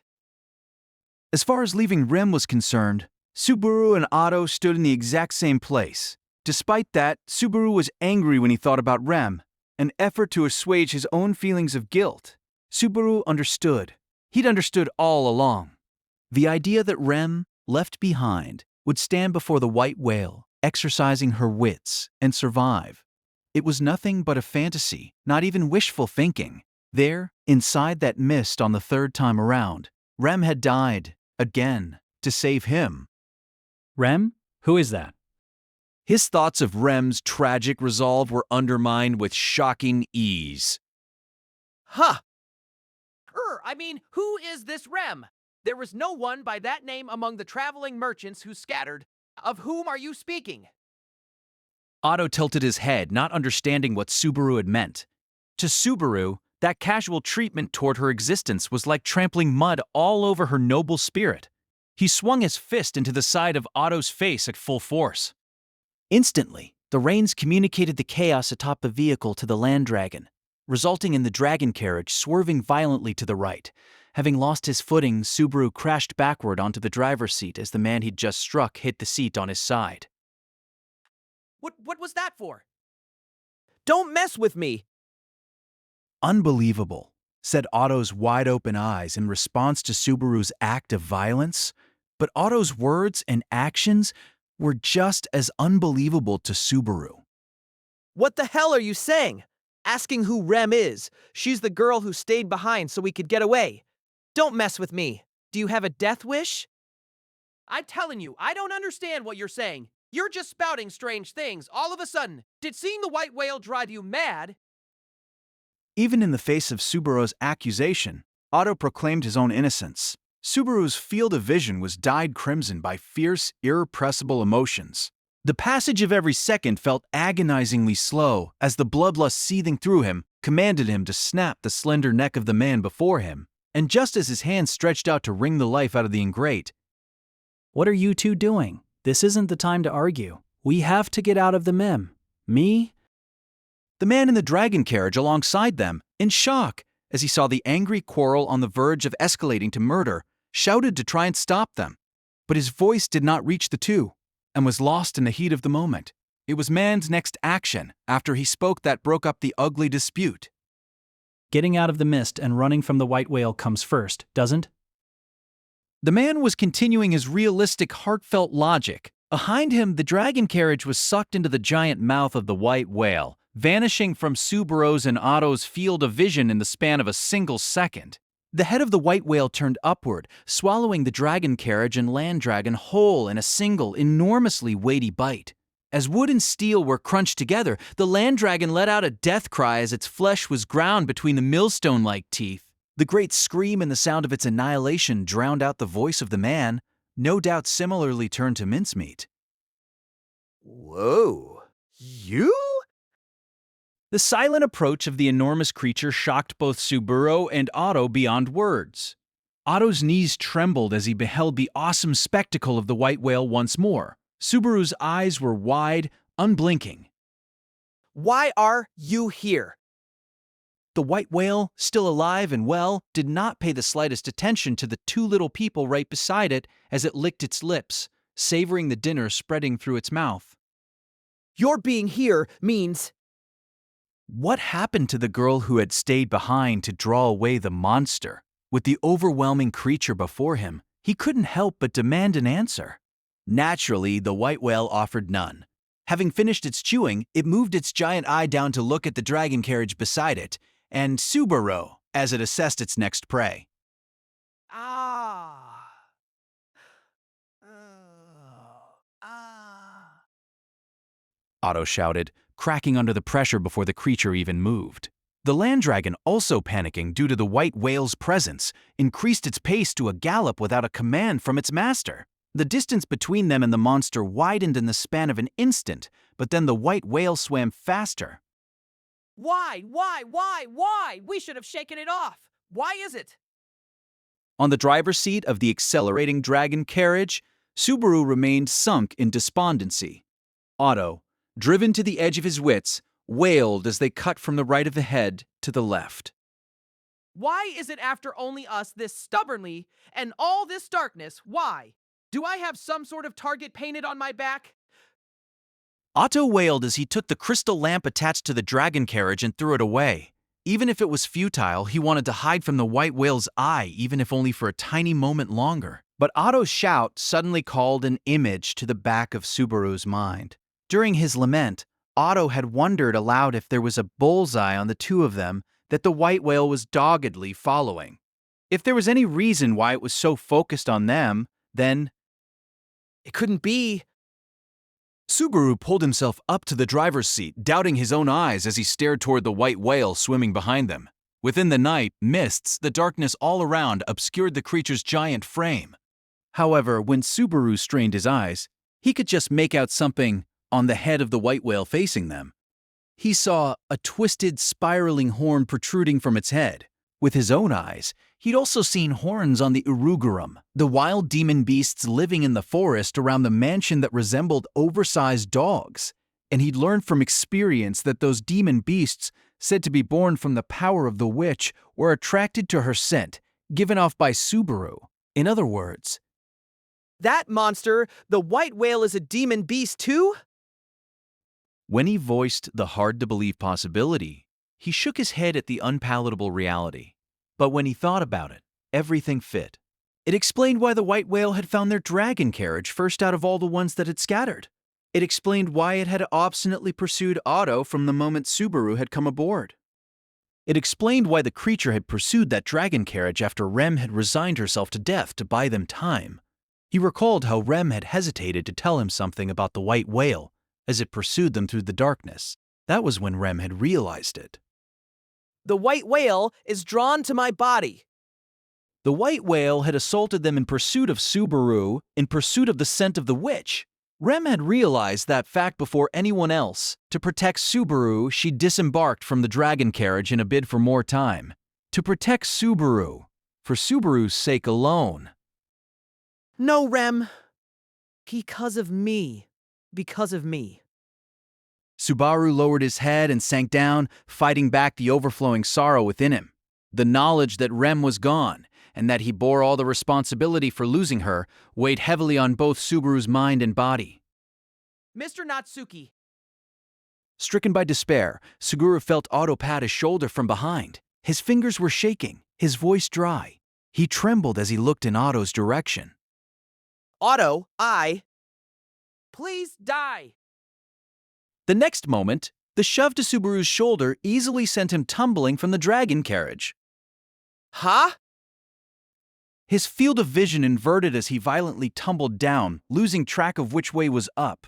Amid the chaos of his vision, he saw Otto loudly laughing. His mouth was open so wide that Subaru could see his white molars spit dribbling from the corners of his mouth as he spoke. It's your fault. If you're why it's after us, then take responsibility. You're why it's after us, then take responsibility. Aha! Die, and save me. Hearing Otto's maniacal laughter, Subaru realized that his mind had completely snapped. Otto had been driven to the edge. Overhearing Subaru's frail murmur, he clung to the tiniest of hopes, not bothering to ask for confirmation before shoving him to his doom. Right around the time Subaru realized this, his body reached the ground, his back slammed mercilessly against the earth. Without hyperbole, the pain was like he had broken every bone in his body. Crying painfully as his internal organs were crushed, he spat out blood and kept rolling. The impact was hard enough to dull even his ability to register pain. Gooha! Subaru vomited bile and blood over and over, raising his wobbly head. He could hear the far-off, fleeing dragon carriage from which he had been shoved. Oddly, no words of reproach came to mind. Granted, he was in far too much pain and suffering to voice any complaint, but even ignoring that, he just didn't have the heart to fault Otto. The merchant had merely been in the wrong place at the wrong time and shoved off Subaru in a desperate struggle to survive. Maybe Subaru forgave him because he could hardly have been expected to do otherwise. Such sentiments, the taste of blood filling the inside of his mouth, the ferocious pain his body was trying to remember. All these things were forgotten when the overwhelmingly huge creature showed itself before him. With a single glance, Subaru came to understand just how foolish it was to defy this awesome and terrible menace. As Subaru lay prone, the white whale was close enough to touch, expelling putrid breath out of its incomprehensibly huge mouth as it examined the tiny being before it. To the body of a diminutive man, a mere exhalation from the white whale was a ferocious gale. Subaru, unable to support his own body, was sent rolling across the ground with that single burst of air. Then, while Subaru writhed with agony, the white whale remained silent as it looked down at him, almost as if toying with him. A word like careless did not apply to the creature as it casually loitered in place. The difference between them was simply that great. It would have been like an ant challenging an elephant or a man challenging a whale under the ocean's waves. Inside Subaru's head, overwhelmed by pain and nausea, he knew he was feeling death drawing near. It was a feeling of despair that he had felt several times over. Slowly but surely, he was keenly aware of the ReZero by Tappy Nagatsuki, produced by Six-Tail Novel with Our Tale. AI. If you are interested in creating your own audiobook like this, visit Artale AI and claim free premium with code ARTALE. Despondency from what he had lost and his helplessness, that once more he had left the things he had to do unfinished.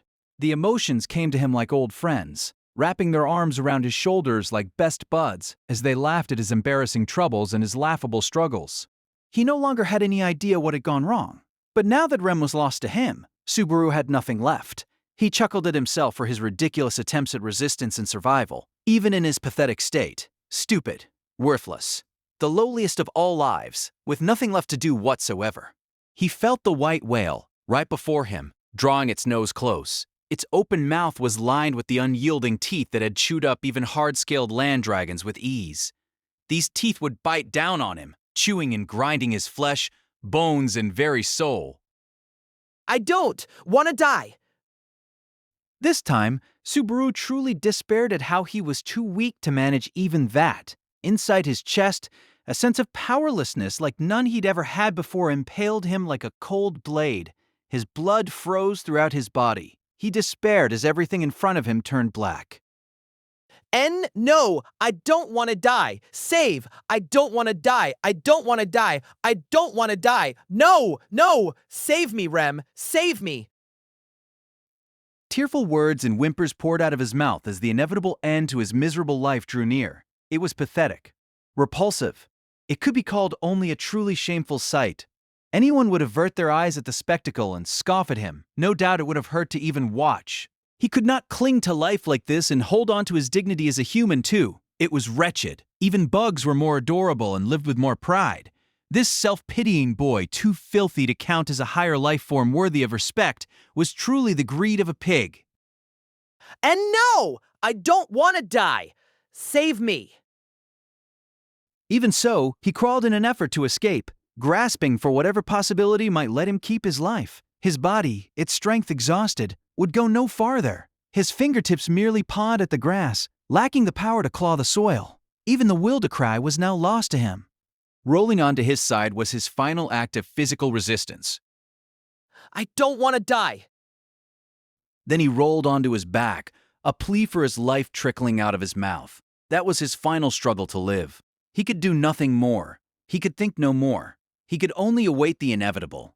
Yet even so, no matter how long Subaru waited, the blow that would end him never arrived. Though his old friend, the aura of death, preceded the bite that would be his violent end, it never came. The terror of knowing the end was near but not when was something that easily wrecked the human heart. As unendurable terror gripped him, Subaru forced his trembling body to comply. His gaze shifted around. and he sought an end to his despair. When Eh? he realized that the white whale, supposedly drawing nearer with every moment, was nowhere to be found. From there on, desperately clinging to life was the only thing that kept Subaru going. I don't want to die. I don't want to die. I don't want to die. He was out of breath, tottering on his feet, with droplets of blood in his eyes clouding his vision. But Subaru took no heed as he ran. It changed nothing. He'd been lost in darkness and mist to start with, within the embrace of the moonless, starless night. Subaru couldn't even see his own feet. Or perhaps the white whale had swallowed him long ago and he simply hadn't realized it. Perhaps, even in that very moment, he was in the belly of the demon beast, running only toward his own doom. Hick! Amid the darkness, I kept running and running, all alone. I had lost Rem, Otto had abandoned me, even the white whale had left me behind. I didn't know why I don't want to die was the only thought I had. What meaning was there in living? What meaning was there in not dying? Perhaps the incoherent thought rose to the fore as a simple instinctive means of protecting myself from fear and pain. It was disgusting how, even at that juncture, my self-pity was at work. As he berated himself to no end, the mist suddenly, and without the slightest fanfare, fell away. Subaru crumpled to the ground with an expression of disbelief at the abrupt end to the darkness that he thought would continue forever. Soft moonlight poured down on him as it sunk in that he had survived. Subaru, feeling blood flowing through his limbs once more, stretched both hands toward the night sky. What made him do so was not unbridled joy at grabbing hold of life. I did it again. He despaired at himself, having once more cheated death after another wretched struggle. Having obtained the life he had so craved, Subaru could take little joy in it. An unquenchable sense of guilt burned in his chest, and his shame at forgetting about her almost made him crave death again. Rem! Covering his face, he called her name as irrepressible hot tears continued pouring out from him. In so doing, Subaru sought her forgiveness so that his own soul might find comfort. He rubbed his head against the soil as he wept. He didn't know how much time passed like that until he heard a slow creaking sound drawing closer to the hunched-over boy. It was a land dragon pulling the blood-stained remnants of what had once been its carriage. He remembered it. There was no mistake. It was Otto's land dragon. But there was no sign of the young man who had shoved Subaru off. Why are you? Where is he? Where's Otto? Though he voiced the question, he of course received no reply. The land dragon tottered closer. Subaru, in turn, rose and walked toward it. As Subaru looked up at the cruelly damaged animal, he realized it. The driver's seat was stained with blood, impaled with crucifix-like daggers. Someone had attacked when they'd left the mist. Subaru couldn't even imagine what despair Otto must have felt, having gone mad and even leaving Subaru to die in his efforts to escape with his life, only to be ambushed afterward. But the fact that his land dragon was alone made it all too clear what had resulted. Let's go. With a muted murmur, Subaru dragged his pain-racked body up onto the driver's seat. Grasping the reins with his right hand, which was somehow still functional, he did as he'd seen others do, and ordered the land dragon to move out with a flick. Sensing someone not his master through the reins, the beast looked up at Subaru with its round eyes, seemingly at a loss. But when Subaru flicked the reins once more, it gently began moving down the highway. Under the gleam of the silvery moon, the land dragon smoothly ran along. The man and land dragon, having both lost someone precious, were licking each other's wounds in a sense, as they bathed in the soft laughter of the moon and the stars. Gently, the land dragon continued to run, and kept running. Making creaking sounds, the land dragon continued moving forward. Subaru's mind was hazy, leaning deep into the driver's seat. He was the driver in name only. It was partly fatigue, partly the effects of his wounds, but it was chiefly the wearing down of his spirit. His broken bones and cut forehead had not healed. His dislocated left shoulder was crying out painfully. His broken teeth felt extremely unpleasant. His clothes, filthy from blood, mud, and urine, transferred the chill directly to his skin. Why had he survived? Protected by Rem only to lose her. Abandoned by Otto, spurned even by the white whale that had spared his pathetic life. He'd blundered his way along the highway through the night mist, breaking free of it and thus prolonging his life. Just where would this path lead him and the surviving land dragon? And once he arrived, would there be anything he could do? The desire to protect someone, to save someone. He'd trusted it was that feeling that had spurred him forward. Yet, having seen things he wished he hadn't, he knew he had simply been consoling himself with pretty words. He'd come to realize that he needed his own life above all else. He was a lump of flesh wrapped up in self-pity. When they'd left Rem to face the white whale and I had ordered Otto to turn around, maybe I'd only pretended my heart was broken by Otto's rebuttal but was actually relieved deep down. If it was an opponent even someone like a sword saint could not defeat, going back meant only a dog's death. Rem wouldn't want that, so I told myself I didn't need to go back. I didn't need to die. As a matter of fact, I hadn't gone back to save Rem. I'd even begged the white whale, the purported target of my hatred, for my own life. I'd shouted, "I don't want to die," as I fled in a daze, peeing on myself all the while.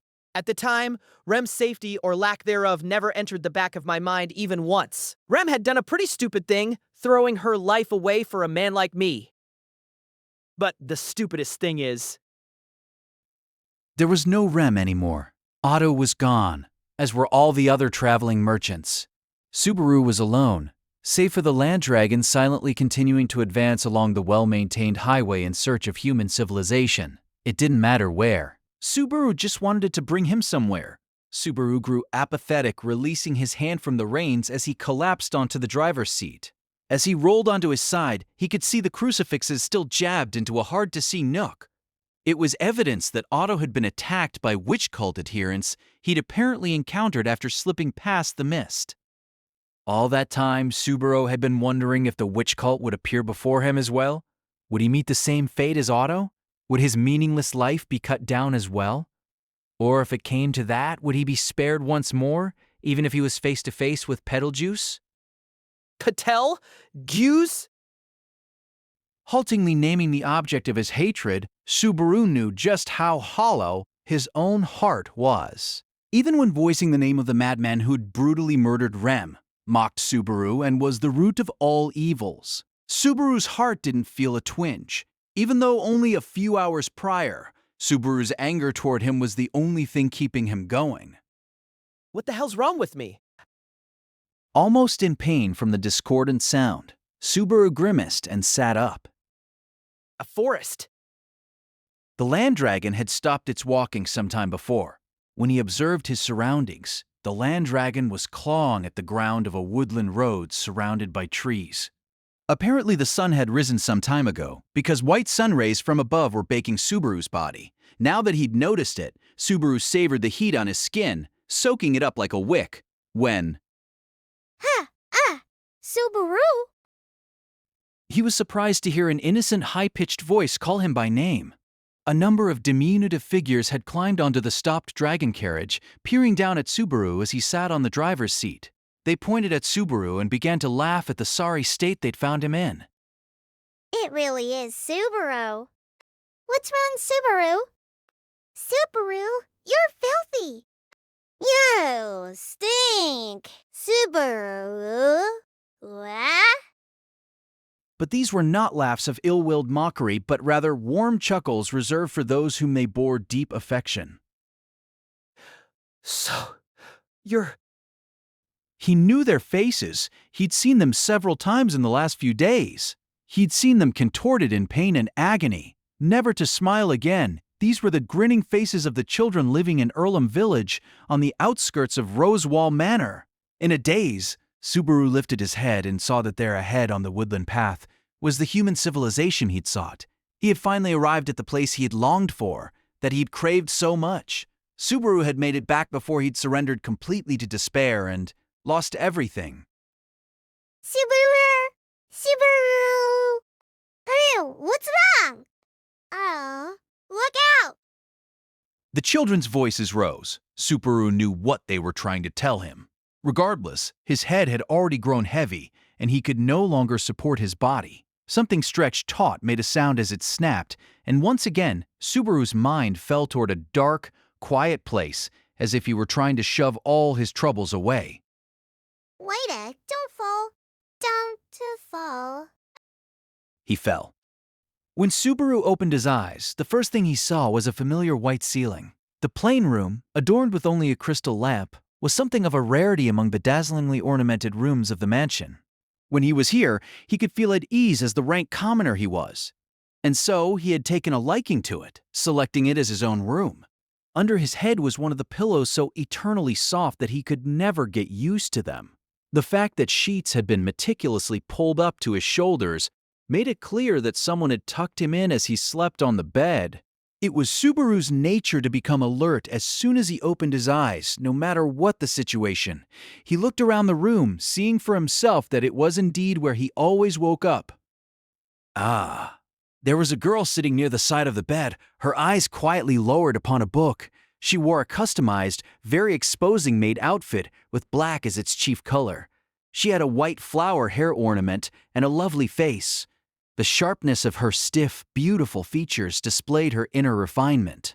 The instant Subaru realized she was there, he practically leaped up into a sitting position, taking her hand into his before she even realized he was awake. Her face registered surprise. Do not touch me so casually, Barusu. As her cold, blunt words, the tone of her voice, and the feeling of his hand being shaken off shattered his illusion. In that instant, he realized that the girl before his eyes had pink hair. His reunion with someone precious whom he had lost was nothing but an illusion. This was the older twin sister of the girl he longed for. Two peas in a pod, differing only in hair color. I can understand you are happy at seeing me after several days, but to leap at me by instinct is less like a man and more like a male. It is indecent. Ram glared reproachfully at Subaru, shifting her chair away as if to distance herself from the bed. The frigidity of her gaze and voice drilled into him that this was not her look-alike younger sister. That's right. I don't have any right to that anymore. Ram suspiciously lifted an eyebrow as Subaru clawed at his head, bit his lip, and hunched forward. From Ram's point of view, she'd done nothing but greet his awakening with a suitably sharp tongue. The usual Subaru would make some sort of frivolous comeback, but he was falling silent with a grave expression. I really would rather you did not make me do something so atypical, but... As Ram spoke, she drew near to Subaru and gently patted his head with her palm. The soft movement of her fingertips had a quiet, gentle rhythm that unsettled Subaru. Your face says you are thinking something rude, Barusu. You did not expect kindness from me? No, I didn't. I thought you were the type to kick me when I'm down. I imagine there are few maids who have as much generosity and kindness as I. I'm too crafty to torment you in your current state, Barusu. I'll save the kicking for another time and place. Correction. You really are the woman I thought you were. Ram declared that she'd redouble her antics next time, but Subaru did not sense any less affection from her fingertips. Even if her speech was blunter and her personality was completely different, she really was Ram's sister. His chest grew tight with the knowledge that they really did think the same way. He bore the inescapable pain of what he had to tell her. As he sank into thought, Subaru felt her fingers pull away, causing him to blurt out a sound in regret. He rushed a hand to his mouth, but Ram broke into a smile even faster as she shot him a teasing look. You wanted more? I don't need it. I'm not some little kid. Bold words when you look ready to bawl like a child.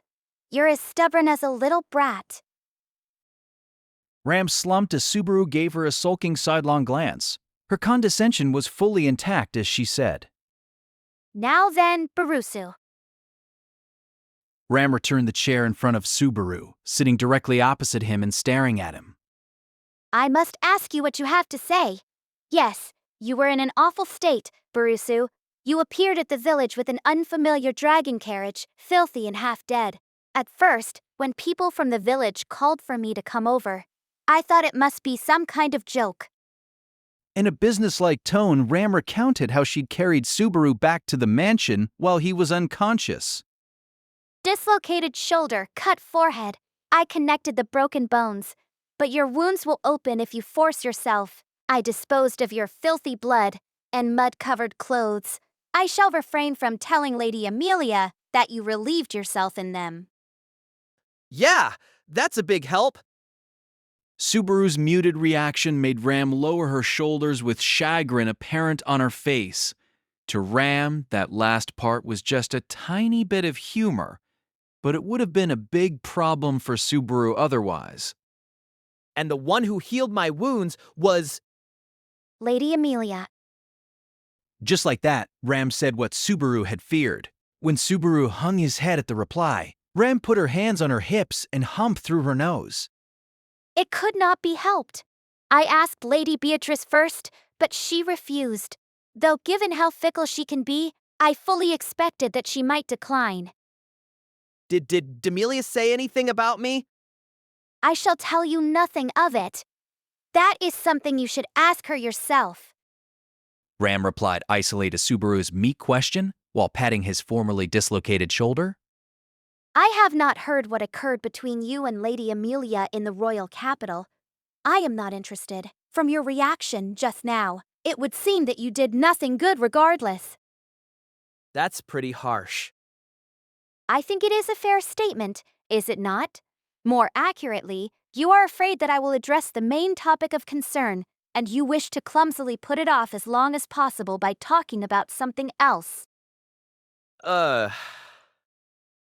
Unable to even manage a proper groan, Subaru understood what Ram really wanted to hear. After all, the individual who should have returned by Subaru's side was absent. Naturally, he needed to tell her about that first. He wondered if it was Ram's kindness or her strictness that made her broach the conversation when Subaru had said nothing of it himself. It was probably both. He couldn't allow her benevolence to spoil him forever. Reem is dead. The instant the words were on his lips, Subaru felt something inside him gently come loose. The instant he made the confession, the weighty mass in the innermost depths of his chest broke apart and sank into his stomach, demanding acknowledgement from him. The hot sensation he felt through his forehead told him exactly what that mass was. I've lost Rem. A flood of tears poured out of him, and he realized it. Only then did he realize Subaru had let Rem die over and over. Including the previous mansion loop, this made the fourth time Subaru had let her die. 4 times Subaru had felt her passing. Finally, it sank in that he had let Rem die 4 times over. And yet, that was the first time Subaru had shed tears over her death, for her sake. Not out of self-pity, not out of guilt, but purely for Rem's own sake. I couldn't do anything. On the highway, the white whale showed up. Then so I could get away, Rem, but I was left behind in the mist, and then finally... He couldn't put what he wanted to say in proper sentences. With periodic sobs, his account jumped from idea to idea, failing to arrange the topics in an orderly manner. Unable to keep his excuses at bay, Subaru grew afraid, feeling that he had somehow sullied Rem's final moments. He acknowledged his crime.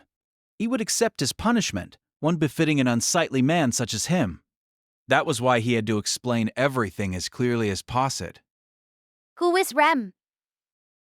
Fuck.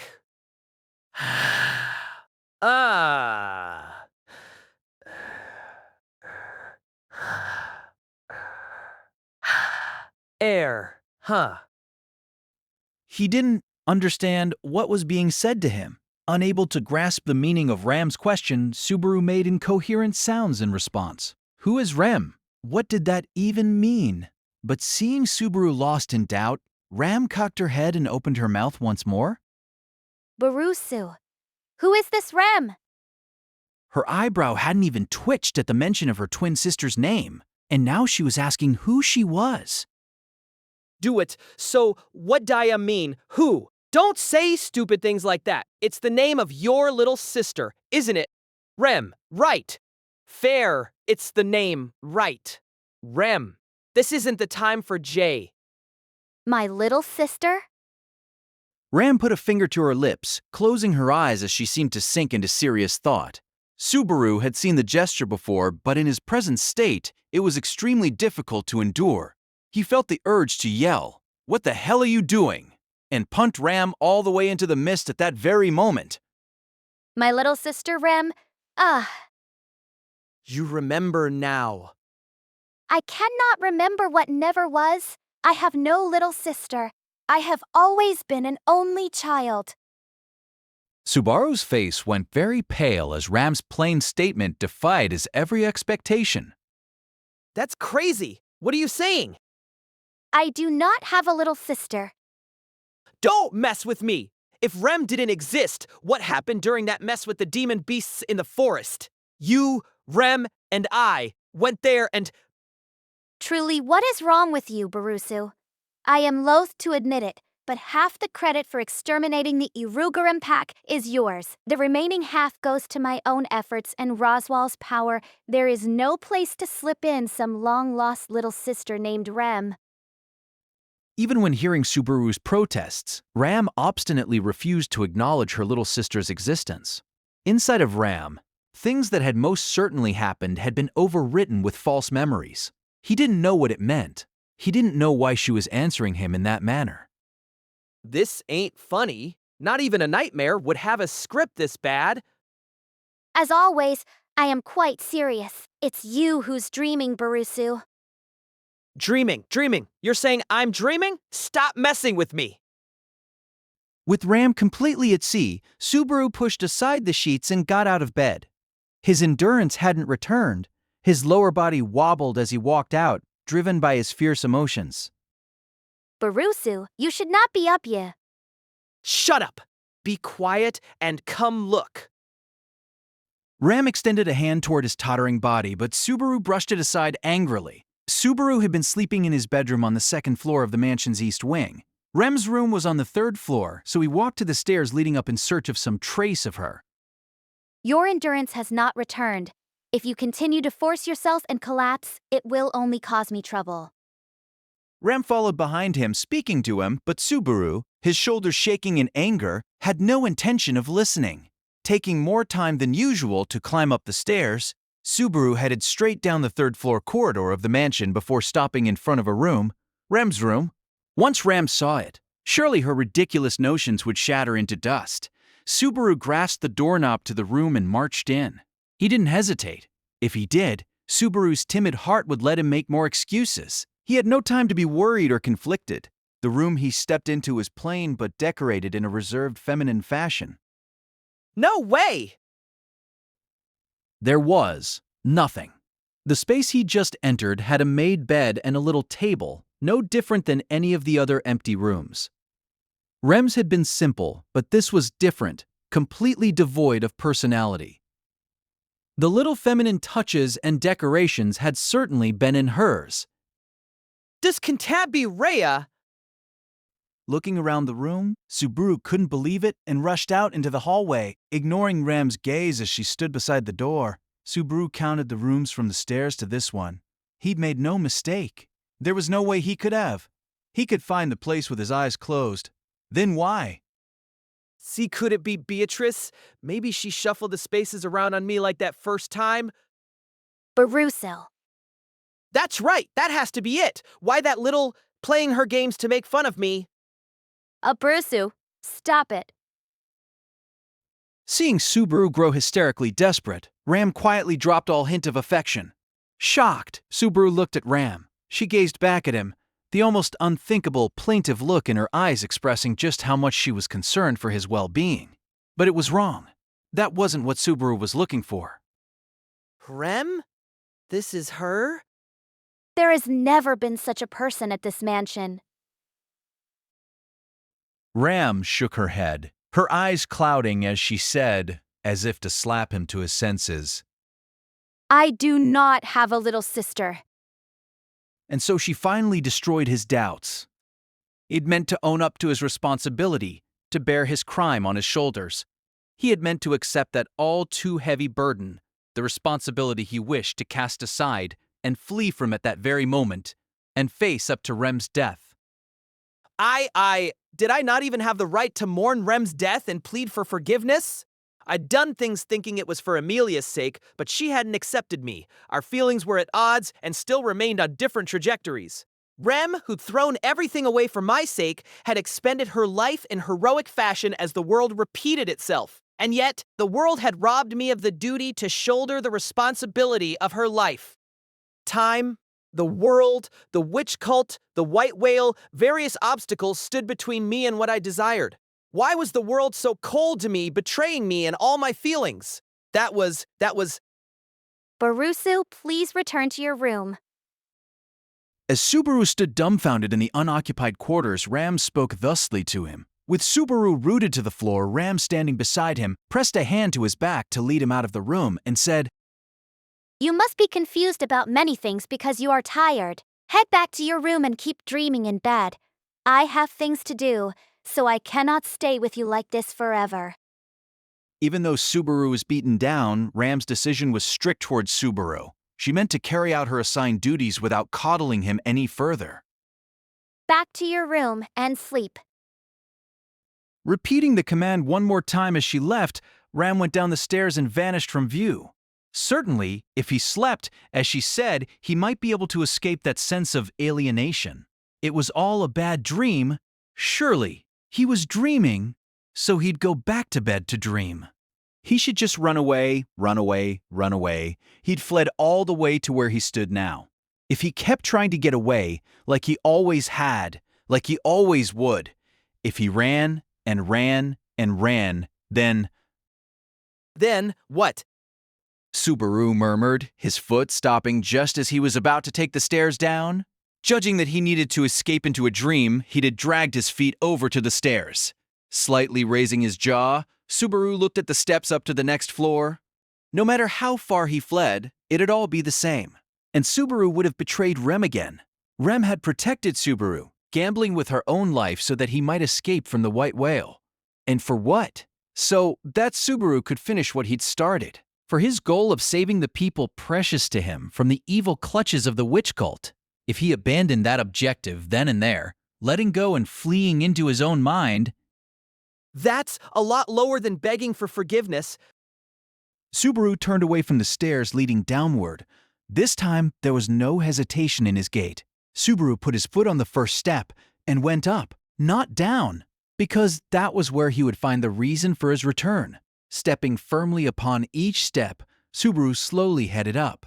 Arriving at the topmost floor, he breathed out as he found the door he had been fighting toward this whole time. When he reached for the doorknob, Subaru realized that he was oddly calm. It seemed unreal how much his heart had quieted down after its frantic pounding when he'd burst into Rem's room. He wondered if he had actually calmed down or if he had moved beyond stress entirely and sunk so far that he could no longer hear its powerful thumping. But, Rem, lend me your courage.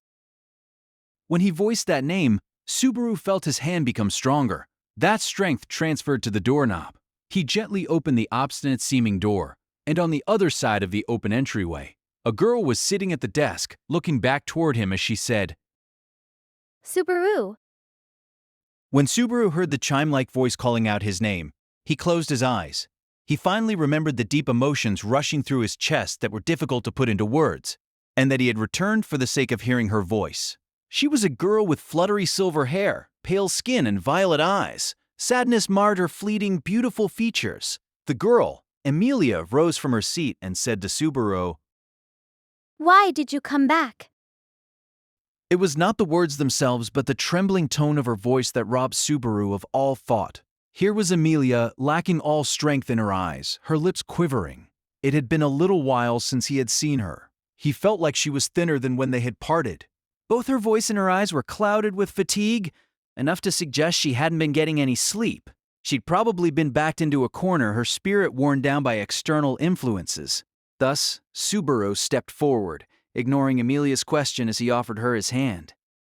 Come on, you can't stay here. Subaru's forceful behavior surprised Emilia. She pulled back slightly from him. When the original distance between them was restored, Emilia shook her head toward the troubled boy. Go where? No, why? Anywhere will work as long as it's not here. If you're gonna ask what it's for, my answer is that it's for your sake. I came back for your... This again, Subaru? Emilia seemed disappointed in his reply as he spoke. Her velvet eyes watered slightly, glaring up at him through her lashes and cowing him into silence. Returning all of a sudden, covered in wounds and making everyone worry. Aren't you supposed to be undergoing treatment from Ferris in the royal capital? Why are you here now? A lot happened. There's a mountain of things to explain, but I don't have the time to do it right now. Please listen to me. We have to get out of this mansion, I told you I can't, didn't I? I can't trust you like this, Subaru. I told you. Grudgingly, Emilia shook her head and rejected him with a trembling voice. It was a direct continuation of their exchange back in the waiting room at the royal capital. Without the slightest progress, Subaru had been unable to convey to Emilia his willingness to do anything for her sake, and he had failed to understand why Emilia refused to understand how he felt. But one thing was different from before. I'll drag you out of here if I have to. In a few days, you'll know I'm right whether you want to or not. So, Wait, Subaru. What's wrong?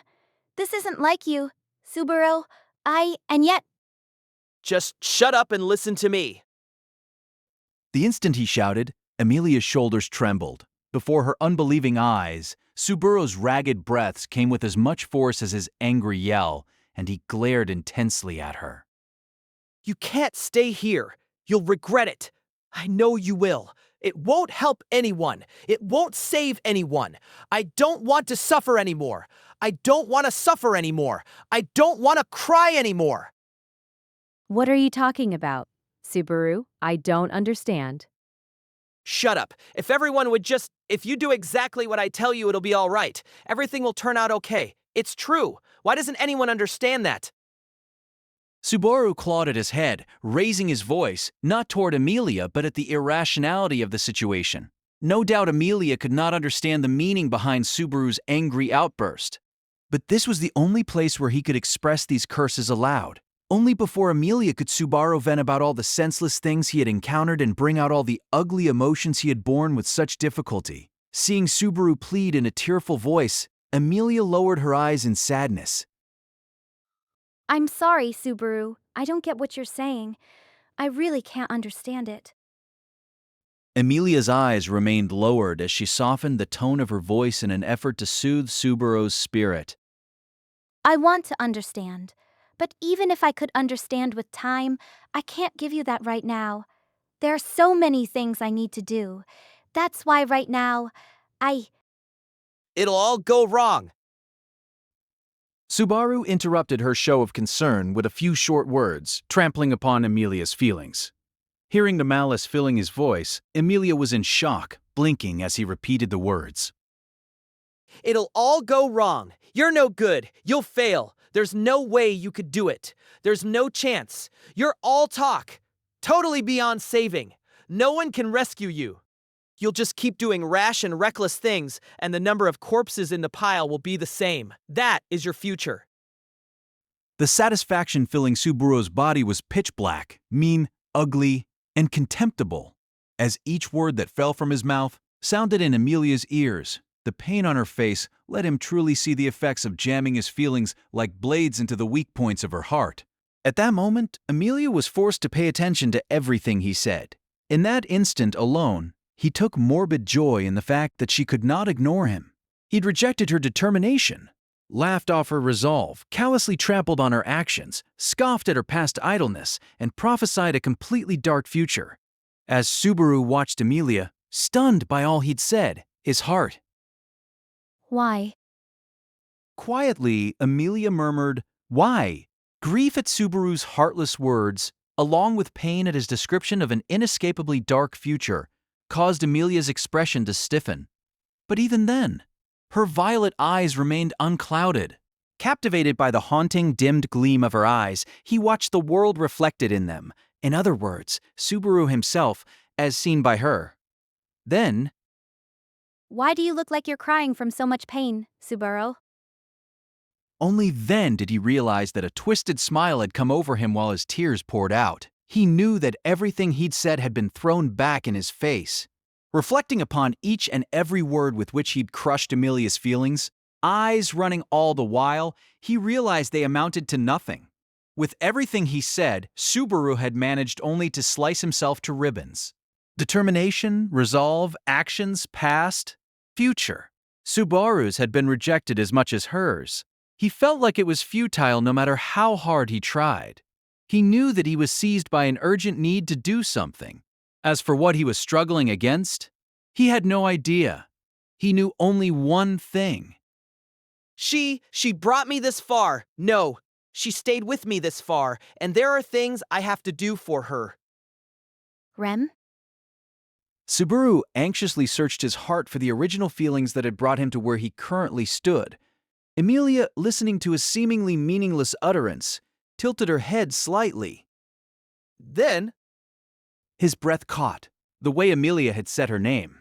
It was clearly how people sounded when they were confused. you too. Hmm? You forgotten Rem, too. Not only had her own twin sister forgotten her existence, not only had all traces of her vanished, but the person who was the entire reason for Subaru's return didn't remember her either, even though Rem had staked her life on making it happen. The days she had spent, the time, the feelings, the way she'd lived, all had vanished. Her smile, her anger, her tears, the touches they'd shared, what had happened to all the things that made her who she was, that were firm proof she had lived. All right, I'll tell you everything. Eh? Emilia responded, surprised by Subaru's words. Looking up at her beautiful, refined face, Subaru found anew the source of the emotions that had driven him to such lengths. If the alternative was for Rem and her feelings to vanish into the ether forever, It's better to get everything out, even if it makes me cough up blood. Subaru had decided. He'd reveal it all. He'd tell her the truth about what clouded the depths of his spirit. Emilia, seeing that the look in Subaru's eyes had changed, swallowed stiffly. Standing before her, Subaru put a hand to his chest. His heartbeats were fast. He knew and feared exactly what was about to happen, what the result would be. That pain. Pain enough to drive a man mad. The suffering of those ministrations on his heart, the sensation of it being crushed, his inability to even let out a sound, continuing on, never knowing when it would come to an end. But he had thought about this too. As if I care. I don't care. What's that pain compared to this suffering right now? She couldn't trust him. She couldn't understand him. If he would have to endure the suffering of no one remembering Rem on top of that, mere physical pain paled in comparison. If you're gonna come, then come. Damn it. If it's my heart you want, you can have it. Emilia, Yes? I've seen the future. I know what's gonna happen. And if you want to know why, it's because I can return by death. The instant he reached the verge of revealing everything, the world indeed came to a halt. As he'd expected, everything gradually slowed, finally stopping altogether. In that instant, the environment lost its color. All the sounds he had heard to that point vanished. The wind, his breath, his beating heart, all grew further and further away and did not return. With all five senses deserting his mind, Subaru was isolated from the world. Then, as if unable to leave him alone in his solitude, the hands slowly appeared, bearing their unsought benevolence. The black cloud that spawned seemed to slide through the air as it wriggled, shifting to form arms. In past times, only the right arm had the well-defined contours of a limb. But as the frequency of the evil hand's occurrence had increased, they formed a left hand as well with disturbing speed. Both hands drew near to Subaru, with the left stroking his cheek, seemingly fond of him. The right rudely refused to be patient, plunging into Subaru's chest, slipping past his ribs and gently enveloping his heart. The frightening sensation of that alien limb softly, gently toying with his heart coursed through his entire body. Unlike the unimaginable pain inflicted on him previously, the blackness that held Subaru's life in its hands seemed to be craftily manipulating his ultimate fear to break his determination and resolve. With the impending agony failing to arrive, a new fear began to quietly take root in Subaru's mind. He'd made his peace with the excruciating discomfort and had sworn to endure it. The evil hand seemed to be mocking Subaru's determination, delivering no more pain to his body and mind than pinpricks, and relying on his imagination to fill in the rest. It was that way of inflicting pain, so different from what he'd expected, that made the immobilized Subaru want to scream. But he clenched his unmoving teeth and rejected the urge. He was in pain, afraid, ignorant, but Subaru did not allow that suffering to affect his spirit. If he failed, he would gain nothing. If he failed, he would never be forgiven. In a world where no one remembered that Ram had ever existed, Subaru had nowhere left to beg forgiveness for his responsibility in her death, save the confines of his own soul. If the hand wanted to inflict suffering, he would let it carve as much into him as it pleased. But that determination was the one thing that would not shatter so easily. Subaru glared at the evil hand toying with his own heart, holding his breath as he waited for the inevitable moment. But the hand made no move to do so. If it could do the deed anytime, it could also delay as long as it wished. In that world of stop time, all he could do was wage a war of attrition until his mind was worn away. Even if Subaru's determination held firm for the moment, it would eventually falter, and his spirit would be subsumed and broken. If that's what it thought, it had another thing coming. He'd endure the agony, no matter how many hours or days it might take. He hadn't died over and over for nothing. If it wasn't going to kill him, he'd endure anything mere pain had to offer. Such was Subaru's resolve. Ah? Suddenly, something began to animate that stilled world. All traces of the looming pain, of which he'd received only a preview, vanished from his world. Subaru and his resolve were left intact as sound, color, and time returned. A flood of sounds. His breathing, his heartbeat, of moving things moving in the world, swirled around Subaru, as if that other realm had spat him out in derision. Perhaps the evil hand had judged that it was futile in the face of Subaru's obstinate resolve. Like hell, thought Subaru. His repeated suffering at those hands led him to scoff at the notion. Even then, he felt the black cloud's right hand softly grasping his heart. If it had squeezed, Subaru would that very moment be. At that point, a doubt crept into my thoughts. I had a firm memory of that abominable right hand touching my heart. But what had the left hand been doing during that time? At first, it had touched my cheek, but after that, who? Before he could find an answer to his question, Emilia, standing before him, seemed to murmur something. Her voice roused Subaru to his senses. He recalled the rest of the sentence he had started before time had stopped. Though his sudden release from the nightmare had thrown him off, if violating the taboo would bring no further price, he needed to concern himself with it no further. He'd reveal everything, sharing with her what lay moments into the future, so that Subaru and everyone could get the world they hoped for. Finally, his determination to see that through would bear fruit. A moment before he could, Emilia's body abruptly leaned forward towards Subaru, who was standing just in front of her. Subaru instinctively reached a hand out to catch her. Her breath caught a little at the soft, warm touch against his hand when... Emilia! Emilia made strange sounds while she embraced him as an enormous amount of blood poured from her mouth. Where had the left hand gone while the right was touching Subaru's heart? Emilia rested her head on Subaru's shoulder, continuing to cough up blood. The sheer amount coming out dyed half of Subaru crimson as her body grew lighter. Stop by. What? Why? Huh? She lifted her head, seemingly trying to stop the blood she was heaving up, but in that instant, her listless head dropped. She slid down his shoulder. Her lifeless gaze told him everything he needed to know. Right then, before Subaru's very eyes, Emilia's life. Wah! A scream rang out. He screamed and howled enough to tear his throat apart, as if that would let him forget everything. If it were so, he wanted it to break at that very moment, to claw at it, and rip it out with his own hands. Emilia's limp body was still growing lighter within his arms. The blood wouldn't stop flowing out of her. Subaru's body turned redder, and redder. While the right hand had been touching Subaru's heart, the left hand had reached for Emilia's. His determination, his resolve, his actions, his past, and his future had all been stomped down and mocked.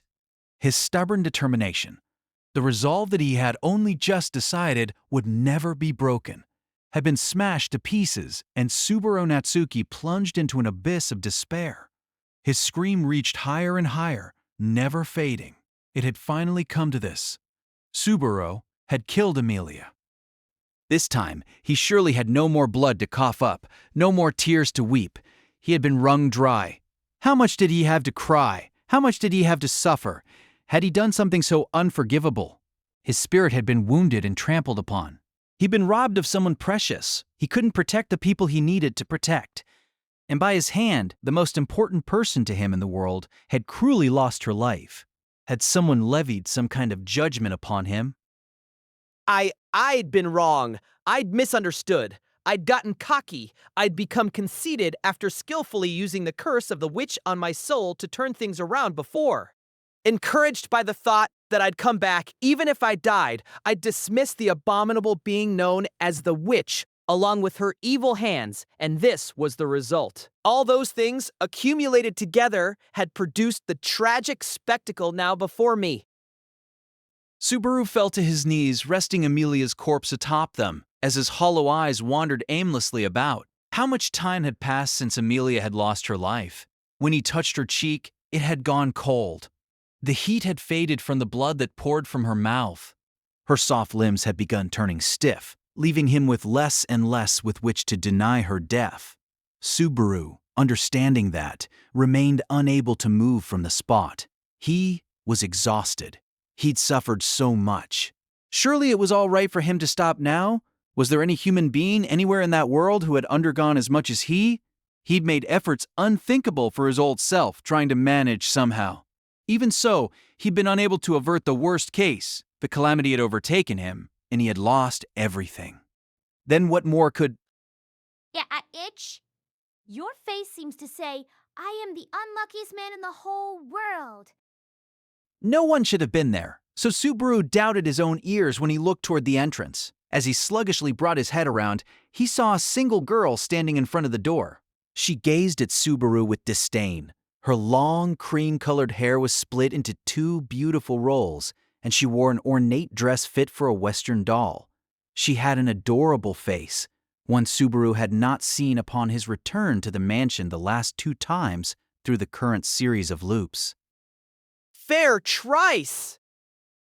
In the time since I have last seen you, has your witless face grown even more foolish? I wonder... Making that harsh declaration, Beatrice surveyed the tragic sight in the room. Then she said, Yapped! Well, now you've really done it. with a sigh, Beatrice summed up the tragic spectacle with extreme bluntness. Seeing Emilia immobile in a pool of blood, eyes hollow in Subaru's embrace, was Beatrice truly moved so little? But even if animosity was the obvious reaction, Subaru could no longer manage it. Indeed, in that moment, Subaru was grateful for Beatrice's reaction, not asking him a single thing. He would have been more grateful still if she simply turned around and left Subaru there. Will Pucky not come out, I wonder? As Beatrice spoke, she walked closer and kneeled right beside Subaru. Even if I tell you to look, I doubt you would listen. I do so hate to get my hands dirty. Speaking indifferently, Beatrice reached out toward Emilia. Subaru did not know what she meant to do with the deceased girl, but he made no reaction as her fingers touched Emilia's neck. Subaru, feeling uncomfortable with the action in a way he couldn't put into words, began rebuking her. It's disconnected, I suppose. But Beatrice accomplished her objective before he'd even gotten a word in. As Beatrice's hand moved away from Emilia, it held a beautiful glimmering green crystal. This was the pendant that Emilia never took off. Puck's abode and the physical representation of the pact formed between Emilia and the spirit. But now, it was... Bro, Ken? A bold thing to say for the one who broke it, though you seem to be unaware of the fact. Gazing desolately as the 2 pieces of the crystal rested on her palm, Beatrice tucked the ruined thing away.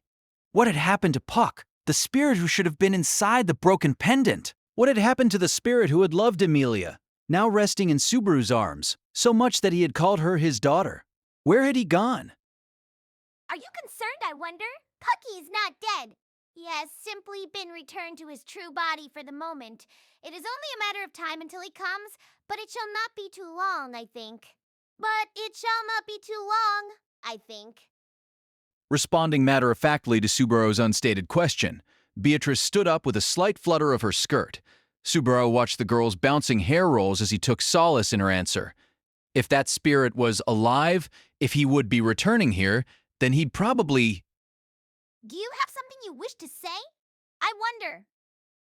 Seeing Subaru's extremely inappropriate relief, Beatrice gazed at him evenly as she posed the question. Subaru did not notice the feelings in Beatrice's voice, but if she was asking if he had anything to say, then Kill me!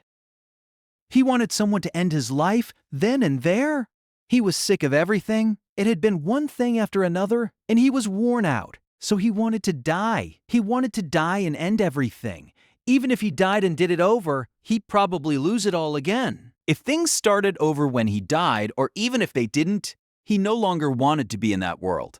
In a world where Emilia had died and Rem's existence had been erased, there was nothing left for him. That was why we'd. Kill me!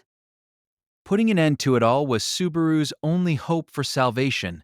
If there was someone out there who would hear his plea, he wanted his good-for-nothing life plucked away. He had trod the dignity of his life underfoot, rendered everyone's feelings meaningless, and abandoned everything in a pathetic effort to save his own life, and he wanted to be burned away and utterly destroyed. Surely the girl with supernatural powers standing before him could grant that much. Beatrice surely hated Subaru. If she listened to Subaru's request, there was no doubt he could expect a cruel punishment that matched the gravity of his crime. He was a foolish human being. Dying 9 times over had done nothing to change that. Why not cut him down for the 10th time then? Now that the benevolence of God, goddess, Buddha, and witch were exhausted, there was no better time. Hence,